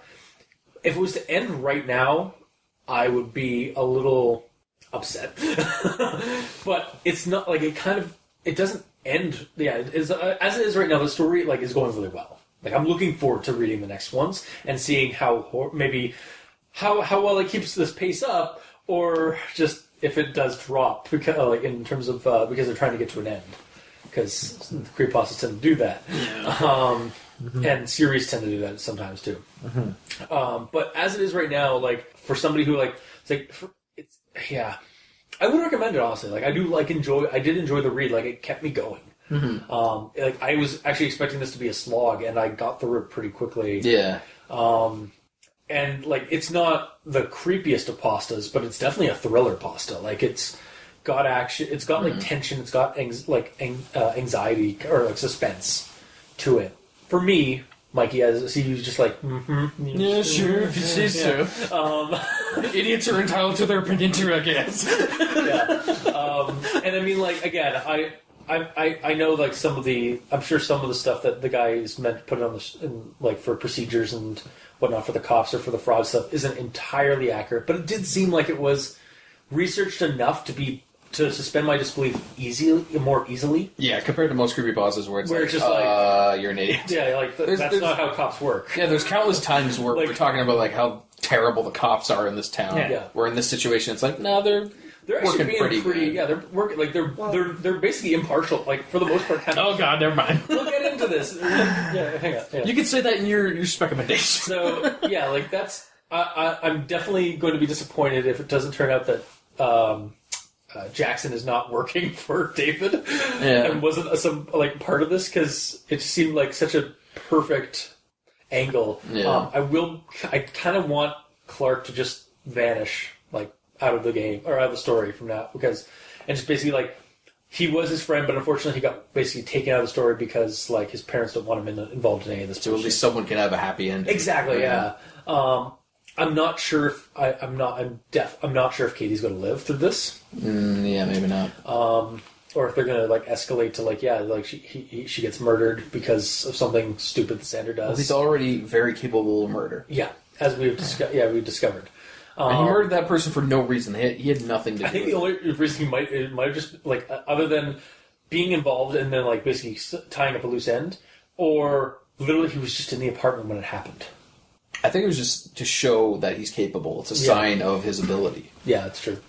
Yes, I am capable of doing this, so don't fuck with me. Yeah. There are some issues. Like I said, there were some issues with the cop thing. Again, I'm pretty sure now I think about it, cops probably would have opened those doors regardless if they were locked or not, and found that body. Yep. But or it did also kind of add some tension to there's what is wrong up with you? Where are your usually reclusive roommates that aren't in the house today? Yeah. That's weird that things are stolen on the one time that these two aren't here anymore. Yeah, exactly. Honestly, I was well, that's how David got all the stuff out of here. Was they just had help with movers. Yeah, basically they were just they were in on it for the long run, and just basically when everybody was gone, they took the 62-inch plasma out and they took the Xbox and all that stuff. 65 actually. No, sorry. I also don't care. Doesn't matter. I could also be wrong. Yeah. Anyway, I think it's relevant. so yeah, like I would actually, as the story's going right now, I would recommend the first part of it, and I could understand why people were like commenting as much as they were, because I did see like a lot of the comment or like the number of comments. Yeah. And I could understand why, like this. I think this one is fairly like it sparked some interest across like the internet when it came out. So I can understand why it got popular. So yeah, we'll have to see for the next 4 if they hold up. But Mikey, you seem to have some discerning views. So what's your recommendations? Just one sec. First of all, that's the first comment. Holy shit! That's on like the paragraphs? on the very first entry. That's the very first comment, or at least the most recent one. I don't know. I like the Xander's comments. Like, my life got good. Just like the first thing he says. Is that the one where he's speculating? I didn't read it. I just see it's massive. Yeah, you're. yeah. This is where basically it states that David did nothing wrong. He just helped him. Yeah, basically just helped him out.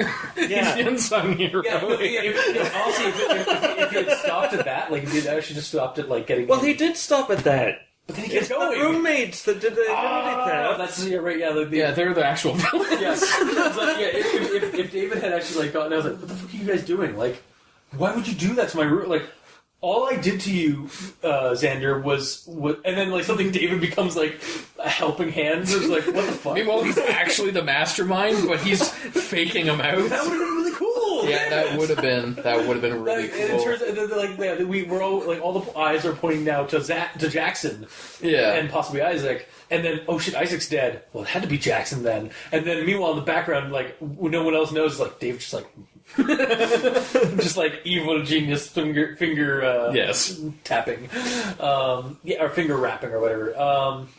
But yeah, it's just like. Yeah, that would have been really cool. But, no... Also mustache twirling would have been easier to explain. Yes. It wasn't said that he has a mustache, but I'm sure he at least puts a fake one on for the situation. But, yeah. Yeah. So Here's recommendations. Would you like to indulge us in the post about David did nothing wrong? Because I'm pretty sure it's point form on how David improved Xander's life in the first one. Oh, you want me I to know how really? they improved it. Yeah, Like, well, there's like 5 points. oh my god. So this is mostly your point. Okay, so this is not our dialogue. This is nothing that we've come up with. This is something on a comment. This is a comment by who knows. There's a whole bunch of O's. Okay. That's the only reason I said that. Fair enough. So, obviously your friend was right, and his plan to improve your life by instilling consequences has been effective. 1. Moved out of your parents' house. 2. Promoted to crew trainer at McDonald's and are saving money. 3. Got a girlfriend who trusts you. 4. Met new roommates. 5. Made new friends when your roommates introduced you at parties as the Mail King. 6. Learned how to keep your passwords and personal image secure. 7. Learned so much about personal credit that you gave us all an informative lecture on the very... Gave us all an informative lecture on the very adult subject. That's the first paragraph. Do you want me to continue? No, I think that sums it up. Yeah. Yeah, no, like I said, like the first, if David had actually stopped, and then it actually the roommates that took the next step, and took it too far, I'd be down for that story too. Yeah. But that's not the case. We'll be super Until it is. Yeah, we're waiting for David's monologue in And then part it's 8. Or part 7, and then the spine-tingling conclusion in part 8. And then it turns out that in the number 2 was like, it was the grassy, it was the man, the grassy knoll. Oh, the second gunman. The second gunman of the grassy knoll. Also, is Sanders' last name like Sanders or something? Because Sanders. Because his username is ZanSand90. Maybe. Sanders, and he's born in 1990. Sandy? No, Xander Sanders. Sanders is the last Yeah, name. no, but Zan 90s, so maybe it was Xander Sandys? I don't know. Zandy? Oh. I don't know. Anyway, we don't need it's that. really not... I don't think it's not Sandy is necessary. an It's appropriate not- last name for... Sandy? Maybe. That's like a woman's first name. I don't think that's a last name. It could be. I mean, David Keith. Well, he's also amazing. And probably not of this world. What? No human can do and act the way he does. It is completely inhuman. Wow. All right. It is incredible. I won't demean the name of Keith David, Of course. Keith, by saying that's not true. But yeah, no, like that just comes out of left field or left town. Good. That's the best town. Anyway, Are you surprised that I'm not making things come out of left orientation areas like left field? if you're wondering what the hell we're talking about and you're a new listener, check out our episode of. Was it Left Town? Oh, that was which one? Oh, that was Xbox Live 2. That's what Left Town was? Yeah. Oh, yeah, I think it was, yeah. It was Xbox Live 2, so go check that episode out. Anyways, back to this episode. So, recommendations. For Right. Mikey. Decent for evil. So, I'm going to take it back for a moment to the Okay. police. Okay. So, the apartment gets ransacked. Yes. The protagonist tells the police that he has a suspect, Yes. and as far as we know, they don't go and even knock on his door. No. And yet, when the very next day after the vandalism incident They get his. is suddenly David has supplied a foolproof amount of evidence. They address this Yes. because the cops say that the reason that they were able to arrest Clark. Chad, It's Chad again. it's fine, is because David supplied them with proper evidence. Meanwhile, all that Xander said was, "I think Dave did it." Also, And and then also we give them the story. However, if you notice, they didn't come to their door in that morning to get Clark. And because David had already filed the report with evidence about Clark, but they didn't go to his that wasn't their first priority that day. No. And Clark and then Clark and Xander show up at the police station to do their thing, and then they give Clark's license plate number and stuff like that, and then they file. It's like, oh, you're a suspect for this thing. All right, well, you've been gift wrapped to us. Yeah, Here you go. basically, yeah. So it was. Yeah, so it's the same thing. It's like it's not actually that unbelievable because yeah, sure, they didn't immediately go over to deal with David, but they also didn't immediately go over to Clark and Xander's place and arrest Clark for the thing that they filed. Here's the thing, though. At this point, did Xander tell the cops that my friend Dave probably did this? Yeah, Prior. at that point, prior. Yeah. Like days before. During the investigation, when they were investigating the robbery of the house, the apartment. So They had a suspect. So there was the robbery, and then the next day they went to David's mom's I think house they and had- did that, right?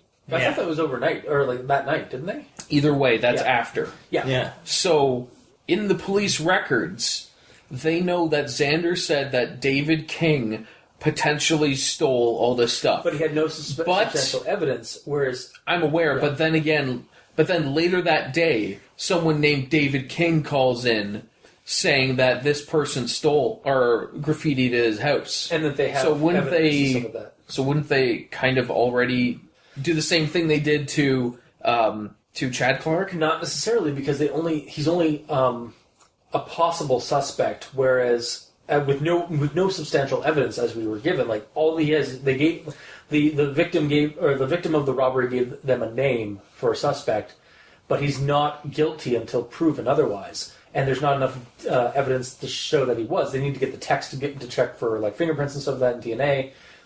Whereas David called in his the vandalism report and had evidence to back that up. That it was Clark. But they're not just gonna take any old evidence. Well, they didn't immediately. It's all right. Well, we have the evidence from you. We're going to immediately go over to Clark's and arrest him. No, they actually probably were holding off and doing that until a time allowed, and then again Clark walked in the door. Okay, but the problem is that the main piece of evidence, which is why they arrested him, I believe was his fist or something was bruised. Yeah, and David's face was hurt. And David's face was hurt. Yes. So And he had a photo. Yeah. yeah, and But the photo is circumstantial. Does he have a camera that's pointed at his house where the graffiti was? He might have taken a picture on his phone, on his brand new phone with like good quality. As they were running away, so you can't get an accurate. My thought was that he took a photo like through the window or through the door, seeing him spraying, and just got the right angle to spray paint it or something, so it showed Clark just Clark. Yeah, because I guess they were focusing on that, so they may have not seen him in the window. Yeah, that's my guess. But still, the thing is, that is an assault. Like that's been basically reported. Yeah. Those would get reported, and they would be after it right away. No, unless they you're basic. That's basic. They always go to domestics. Okay. This is an assault. Like somebody getting beat up outside of a bar. They're gonna be there. Well, that was filed probably a couple of hours prior, during the night or during the the early morning, and they showed up basically in the morning to give their evidence against David, or to give their statements and stuff against David, and then you're already home. You're here. Okay, well, because they were going to go get him, but just because the police station is closed to the public doesn't mean there's not police working throughout the night. All right, fair enough. Yeah. Okay, but here's my point. I'm not arguing your point at all. But they specifically said that this police station is not super up-to-date, and they have kind of old tech, because the mother of Chad Clark has to physically drive down to pay bail. Yeah, they don't. Okay. Yeah, they don't. So, I'm left to assume that the picture and because they would probably have to do this anyways, that the picture that they got from David would have had to be, here's a physical picture. Here it is. I'm here in person giving it to you. Yeah. Okay? That puts him in the exact same situation that Chad Clark is in. Yeah. Where he's in the police station and he is a suspect. So wouldn't they immediately question him right there? Because he is the suspect of a robbery. And he's there in the police station. However, the person who was claiming the suspect hadn't actually filed the report about it. Yes, he hadn't done their statement yet. They were going to the school, the police station to do their statement. The statement was just the stuff that was stolen. They'd already previously said, I suspect it's this person. I thought it was inventory. I remember the inventory thing and bring it to the down. That's all and then also do your statement. I thought there was you bring the inventory and then also getting the statement for when the police were at his apartment. He told them that. I suspect that this is a guy I know named David King, and he pulled out his notepad and started writing shit down. Yeah. So it was in their files that he is a suspect for this robbery. So then the next day, David King goes into the frickin' the note taking actually didn't pulling out the notes and writing a whole bunch of stuff down didn't happen until he was in the interrogation. It's a different guy. Yeah. Okay. I don't know. It just that might be a plot hole. I think it is, because regarding the news thing, I'm assuming that he would have at least been questioned. Mm-hmm. I mean, granted that he wouldn't know if he was questioned because he wasn't there, and this isn't a third-person story, so you don't see everything. But I don't know. Yeah, it would have been nice to even go, oh yeah, well, David King was in here. We questioned him on your claims earlier, but we had no evidence to actually carry on, so we let him go. Yeah, that would have cleared it up. Basically. Yeah. Mm-hmm. If they had that mentioned. Yeah. Mm-hmm. Yeah. All right. So. We're still in your recommendation, I forgot. So, now that the police we've established that there's a plot hole, and there's issues with the police, and... That said, Okay, I'll shut up. Okay. That's... You don't want to make his recommendation longer? Well, no, I don't, we could honestly keep arguing. Oh, yeah, totally. I don't want to prolong this anymore. Fair enough. So, I have a couple more speculation things. Of course you do. The question of whose life is ruined. For all we know, David's life could have been ruined because of the fact that Xander did not follow through with the dare. So he's basically ruined his entire life by like focusing solely on ruining Xander's life. Really, Xander's the criminal here, the villain. Yeah. Like by being by word of sloth and apathy, he is truly the villain of the story. By not going through with a dare that was clearly meant to uplift both of their lives. Yeah. David has a stable job. He is in excellent shape. Yeah. He is extremely rich, and he's extremely intelligent and knows how to do countless fraudulent And he's not paying for acts. rent. And he's not paying for rent. I assume. Well, I don't think his life is ruined at all. Well, how do we know that the being a bodyguard is his chosen field of work? What if he wanted to be an astronaut? And You have to start Xander- somewhere. You don't just immediately start from going from college to But astronaut. Xander did not push him out of his comfort zone, so he was still doing the minimum amount of effort, which is why he's still at his mom's place. But he's putting out a lot of effort right now. You assume it's a lot of effort, but he's already thought of stuff 2 years in advance, so it's already done. He's just coasting. So you don't think he's actually physically going there to ninja phase through the wall and put the... He might be, but it's so easy for him because of the ninja training that he did for 2 years beforehand. Oh, of course, yeah. Like breaking the windows He went to the constantly. hidden village of security. What's up with that? Of security ninjas? Yeah, security mall ninjas. Yeah, of course. Yeah. So it's like the hidden village of Mall ninjas. Yeah, learned in the secret ways of mall ninjism and secret Mall ninjutsu. Mall ninjutsu, exactly, and security Ninjutsu. guards. No, You have to know how to like properly parkour up Thinking about this escalators. 'cause critically it's way silly, quicker. in a critically silly way. Yeah, clearly Xander is the villain, and David is the unsung hero. Yeah, totally. Yeah. Just Xander is like the embodiment. Just like the antagonist, I say in quotes, of every antagonist from thriller movies, where like the bad guy is clearly a security guard or like an authority figure who's taking the career or using his role and career as a means to like get back at somebody who wronged him. That's clearly the reason. Yeah, no. I don't think so. All right. You're not putting David into the whatever SNTF. SNTF. Maybe we will. We'll find out by the end of the story. I guess. Spoilers. No. Anyway, are you pulled out of the immersion yet? No. I already told you I was.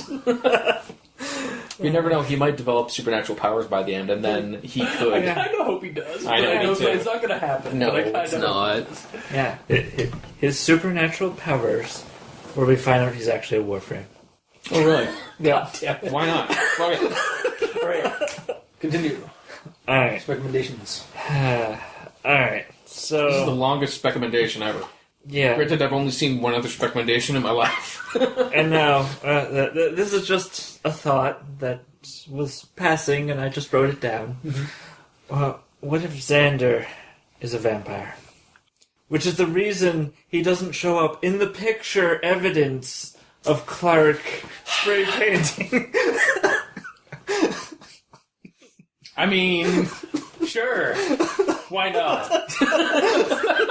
he could also be a dragon for all we know. So it turns out that David is just a vampire hunter. Yeah. He knew about Xander's affliction, or knew about Xander's nature prior to all of this. And that's what he's been playing. This entire thing is just one big red herring up until at the very end. We're going to find out Xander is the real villain. Also, Xander. That sounds like a vampire name. Yeah, really. And like David is like the nicest and like most triumphant kind of name, you know, because David and Goliath and all that, you know. Yeah. Xander is his Goliath. Yeah. His vampire Goliath. Yes, of course. In which case, he could potentially be a member of the SNTF. As a human training other humans to deal with supernatural horror. Thank you. Yeah. Alright. Just what's your recommendation now? I'm done. Let's get this done. Gotta deal with this next episode too. Yeah, you do. Okay. That's my speculations out of the way. Okay. So, in regards to recommendation, it does flow like an action pasta to a degree. So, it's more action, less creepy. Yeah, that's why. So, it's in that regard, it's a bit of an easier read. Mm-hmm. But I will hold off on whether I recommend the series or not until I've read the final 4 parts. Yeah. But so far, you've right enjoyed now- yourself, have you? Or Well, I've enjoyed part of it because I've like the cliffhanger of part 2, and then I waited a day before reading part 3 because you want to get that experience. yes, yeah. I had to dangle myself off that cliff for a while. Just Hang in there, kitty. Yeah, exactly. Yeah. Okay. But yeah, I agree with the gamer Neil with the whole talking about the remind me's. Like, unless you're actually reading the comments, Yeah. you don't realize that a lot of people had remind me 8 hours, remind me in 24 hours, remind me basically so that they remember to go look at the next part.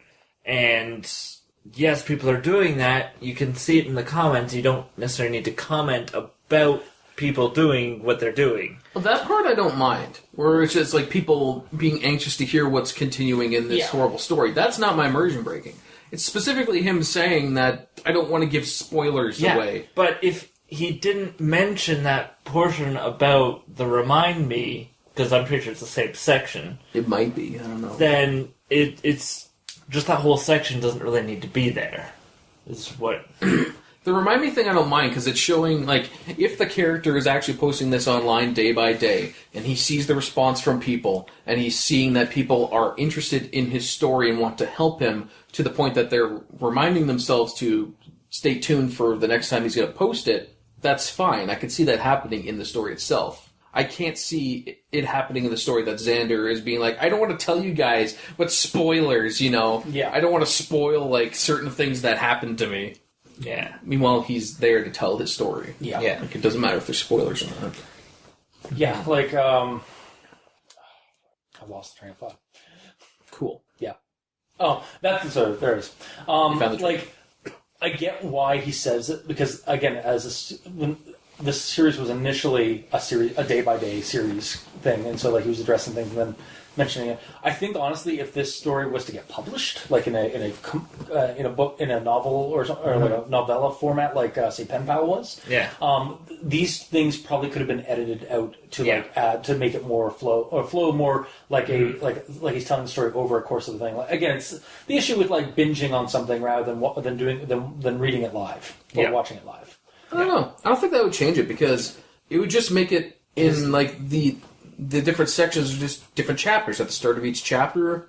I just mean like get rid of maybe leave out the comments like that you're replying to comments and stuff like that, because this isn't that the format would be changed slightly. Yeah, of course. And honestly, it does change, because as somebody who has had that happen, there was a Slender Vlog series that I watched watched live. Like, I kept up with it over the course of a couple of months. Like episode by every time the entry would come out, so, cool, I watch it, and I enjoyed the hell out of it, and I got super nostalgic for it. Like, and then 4 years later, when we actually did it on the show, we binged it, and it ruined the story. I did not. It was so hard to follow binging it, because It's because, like, you didn't leave time for yourself to think about what just happened? think about what happened and to come up with things myself, or like, again, formulate a random shotgun or something like that. Yeah. Kind of thing. Like, I got to experience the content like in it's like just laid out before me, like as it was presented initially, and because of that, it kind of I saw all the little holes or all the issues and continuity errors that I wouldn't have picked up necessarily by watching it every couple of weeks when they came out. But you also knew the entire story and knew the ending. Yeah. So that may have also made those plot holes bigger to see too. Yeah, exactly. Yeah, that's what I'm saying. Like when you're binge watching it. No, I mean, like, the fact that you knew the ending made it so it's easier to see things that happened along the way, right? Yeah, I do recall like there's a lot of like just loose ends that weren't addressed, and I didn't notice that until we rewatched it. That's full. And it just seems like that sometimes happens with like these serialized stories or vlogs. Is that like when you try to binge them, they sometimes come out slightly different when from perspective wise when you're watching them or when you're reading or watching them sequentially as they're coming out. Mm-hmm. So, but Also, is it bad that as soon as you said serialized, I immediately thought of like it being a cereal? yeah, that is Slender Rose. Slender Rose. Except they're not O's; they're just like lines because they have to be slender, right? or they're just ovals. Oh yeah, because they're slender O's, but they're still O's. Yep. All right. Does a cereal smell off to you? I was just about to think that. Yeah. Yeah, there you go. Bring it back. Anyway, Right, so yours recommendation for me. recommendation. Yeah. Okay, well, I'm speculating that I'm agreeing with you, Cultist, that I believe Jackson is going to be the mole who is the one helping, and if he is not, well, I'll have to read it again, but if the USB stuff happened before Jackson, then obviously... I'm pretty sure it did, but yeah. Okay, then I'm pretty sure that David is already very good at being a sneaky sneak. Yes. So, and prior to all this, he's already done all the hacking stuff and setting him up for all this. So, even if he is a mole, I don't know what his purpose is or what he's even done. I think it would be really silly but really funny if, like, part 5, first paragraph. So, Jackson just showed up. So Jackson finally showed up, and I had to relay what the whole had happened because apparently he'd been gone for a couple of days to his cousin's place. just like at the end, that's it. That legitimately is what happened to Jackson. He just like vanished. He was just a red herring the entire time. I don't know if I'd be pissed or like clap and like. Good job, story for Yeah, for, that's doing, the thing, for like- pulling that off for pulling off a legitimate red herring Because of Like- how, like, it's almost, like, hammered in, like, this guy leaves. This guy shows up as soon as more shit's happening. Yeah. Huh, I wonder. Yeah, no, exactly. It's almost set up that everyone is left to assume that he is in on it. That's what I was saying earlier. Yeah. Like it's a little too plainly derived. Like it's like to leave you to assume it's like oh yeah he's totally Yeah. gonna end up being connected to this or something like that. So like if it did end, I'd kind of or if it did actually turn out being a red herring, I'd actually be kind of a part of me would be disappointed, but another part would actually be kind of like well played story. Well played. I'd be fine with it. But as it stands right now, Yeah. not taking that into account, I'm assuming that Jackson's part of it, and For else, who else is behind on that phone that like has kidnapped Katie?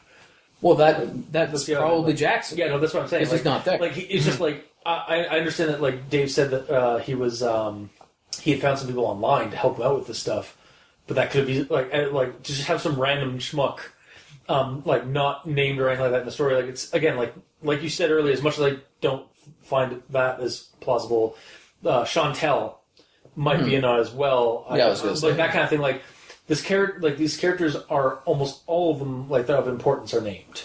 Yeah, there's a So, reason like- she has a name. Like, Yeah. So like yeah, she doesn't have any lines, but she has a name. Yeah, and so- they give her like a quirk. Like, there's So a it reason. could, by the end of it could mean that, like, yeah, we could find out that, like, yeah, Chantel was working for David as well. Yeah. Like, again, I honestly, as soon as I heard security guard, I was expecting, oh shit, the cops are on his side. Yeah. But actually, I was actually pleasantly surprised. So far, the cops have not been on David's side necessarily. Like, not just because, oh well, he's one of us, or like he's part of a security team. He can't like. They're not really like. I know there. I know level there. each other, I also you know? know there's a different. Like I'm going to go forward and say I do understand there is a difference between cops and security people.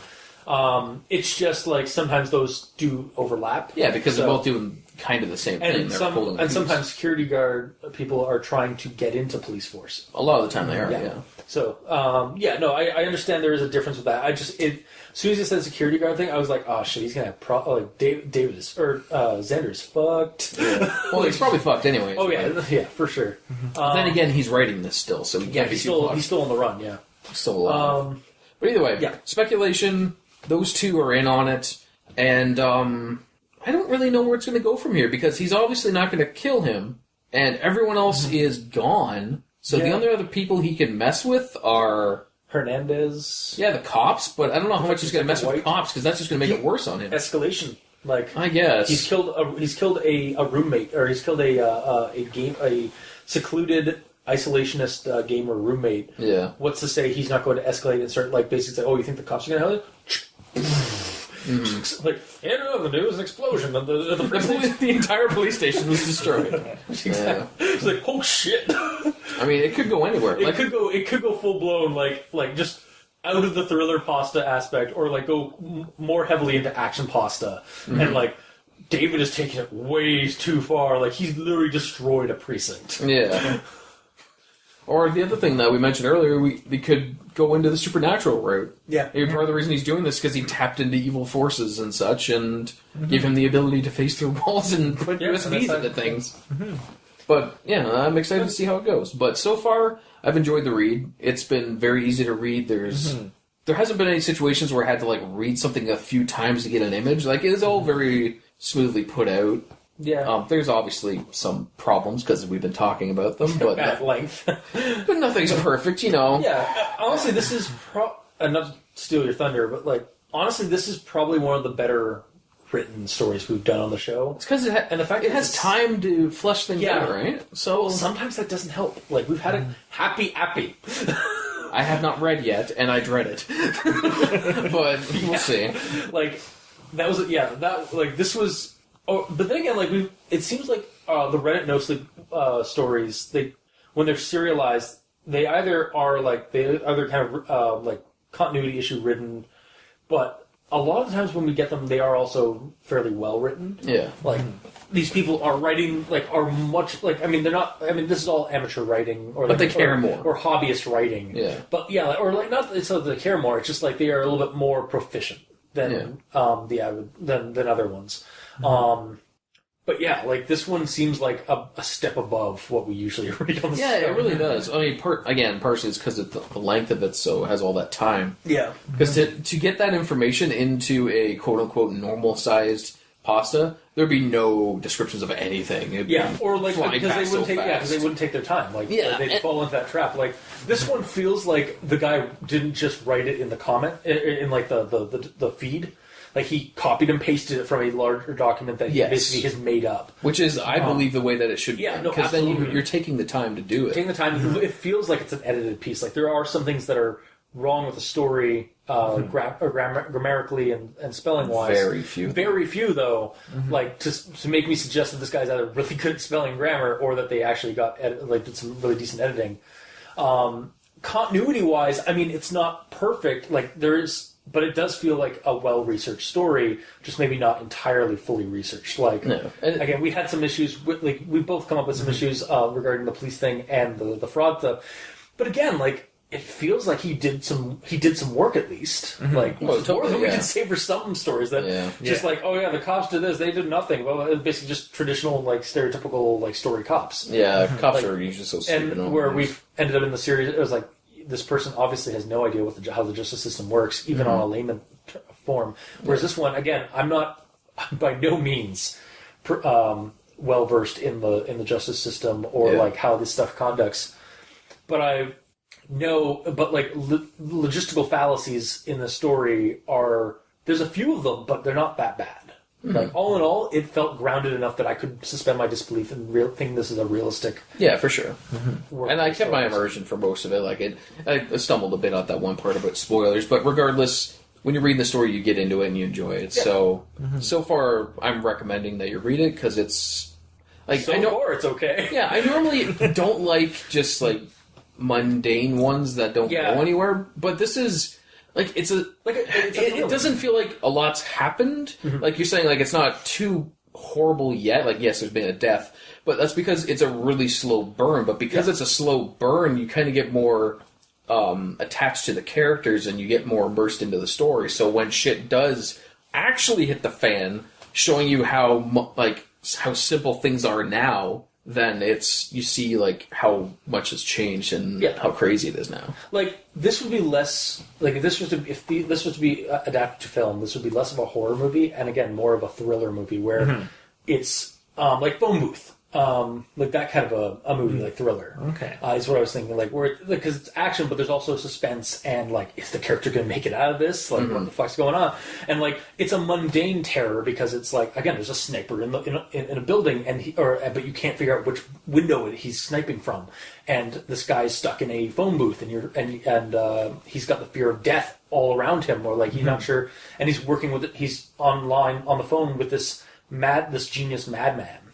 Or seemingly genius madman, and then by the end of it, you find out that or he does get away, but like it was kind of like a story actually to improve his life, to make him a better person, actually, but the victim. To raise his move effort. Because in Phone Booth, spoilers for a movie from a decade ago, the main character was cheating on his wife, and he was using phone booths to call his wife or to call his girl at the side. Yeah, and that's actually the reason that the sniper started stalking him and like following him about this, and basically planned out this whole thing of basically.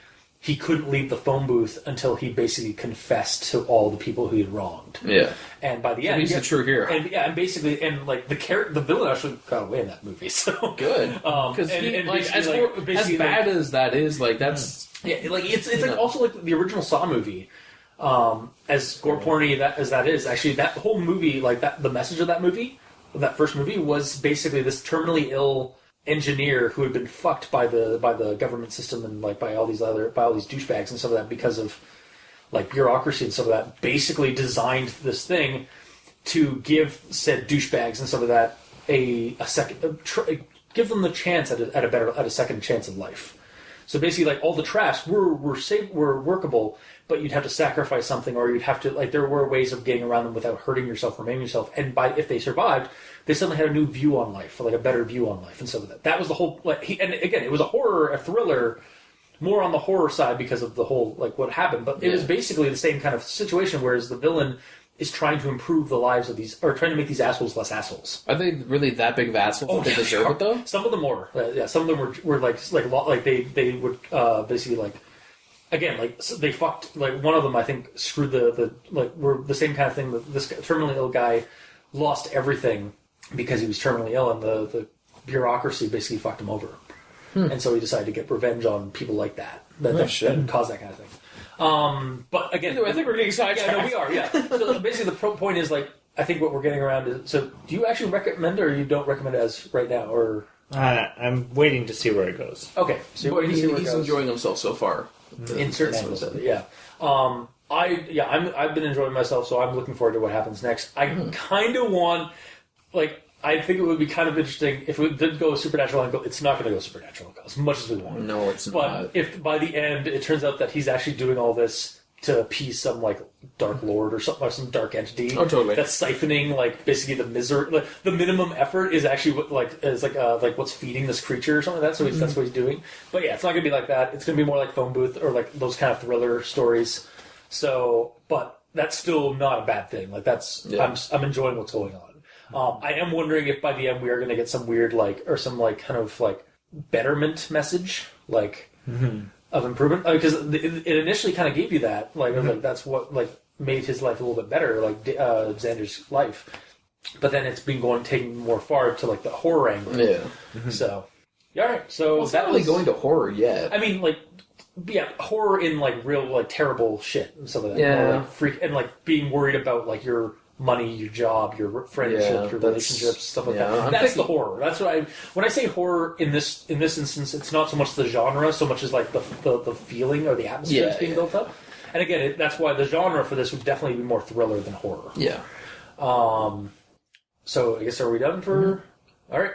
So that was part 1 of our New Year's episodes. Part 1 to 4 of I Dared My Best Friend to Ruin My Life. He's succeeding.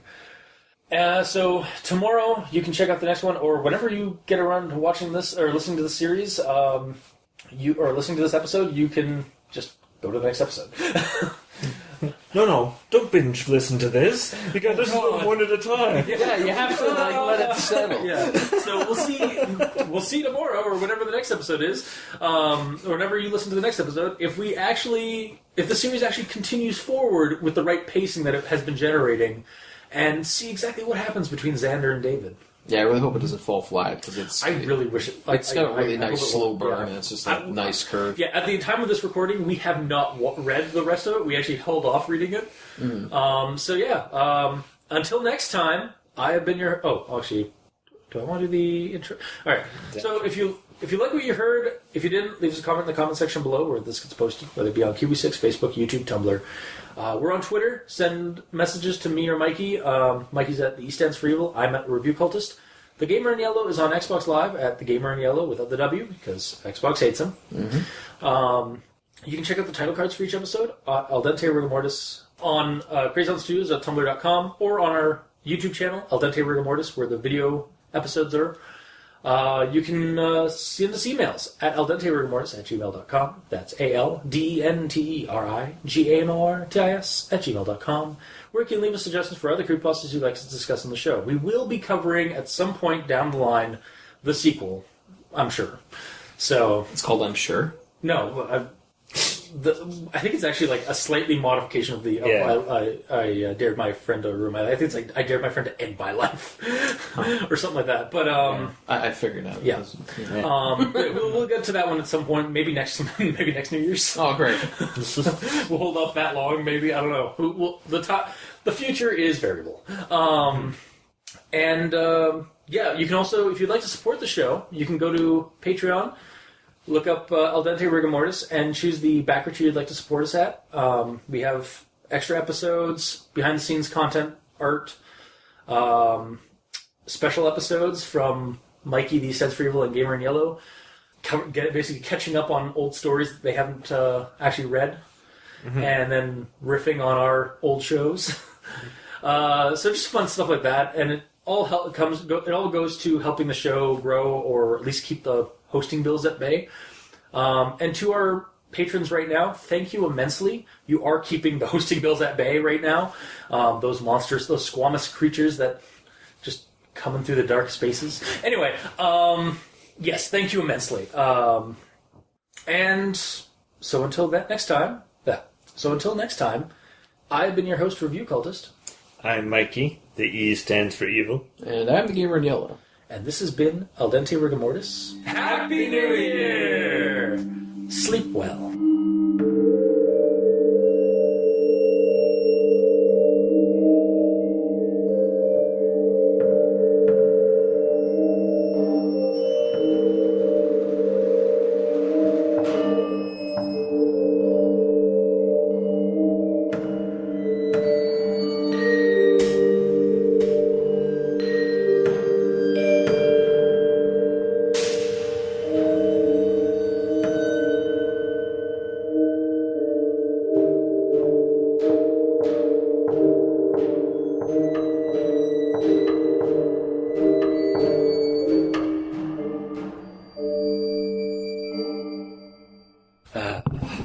You'll never hear why I said, we must shit deeper.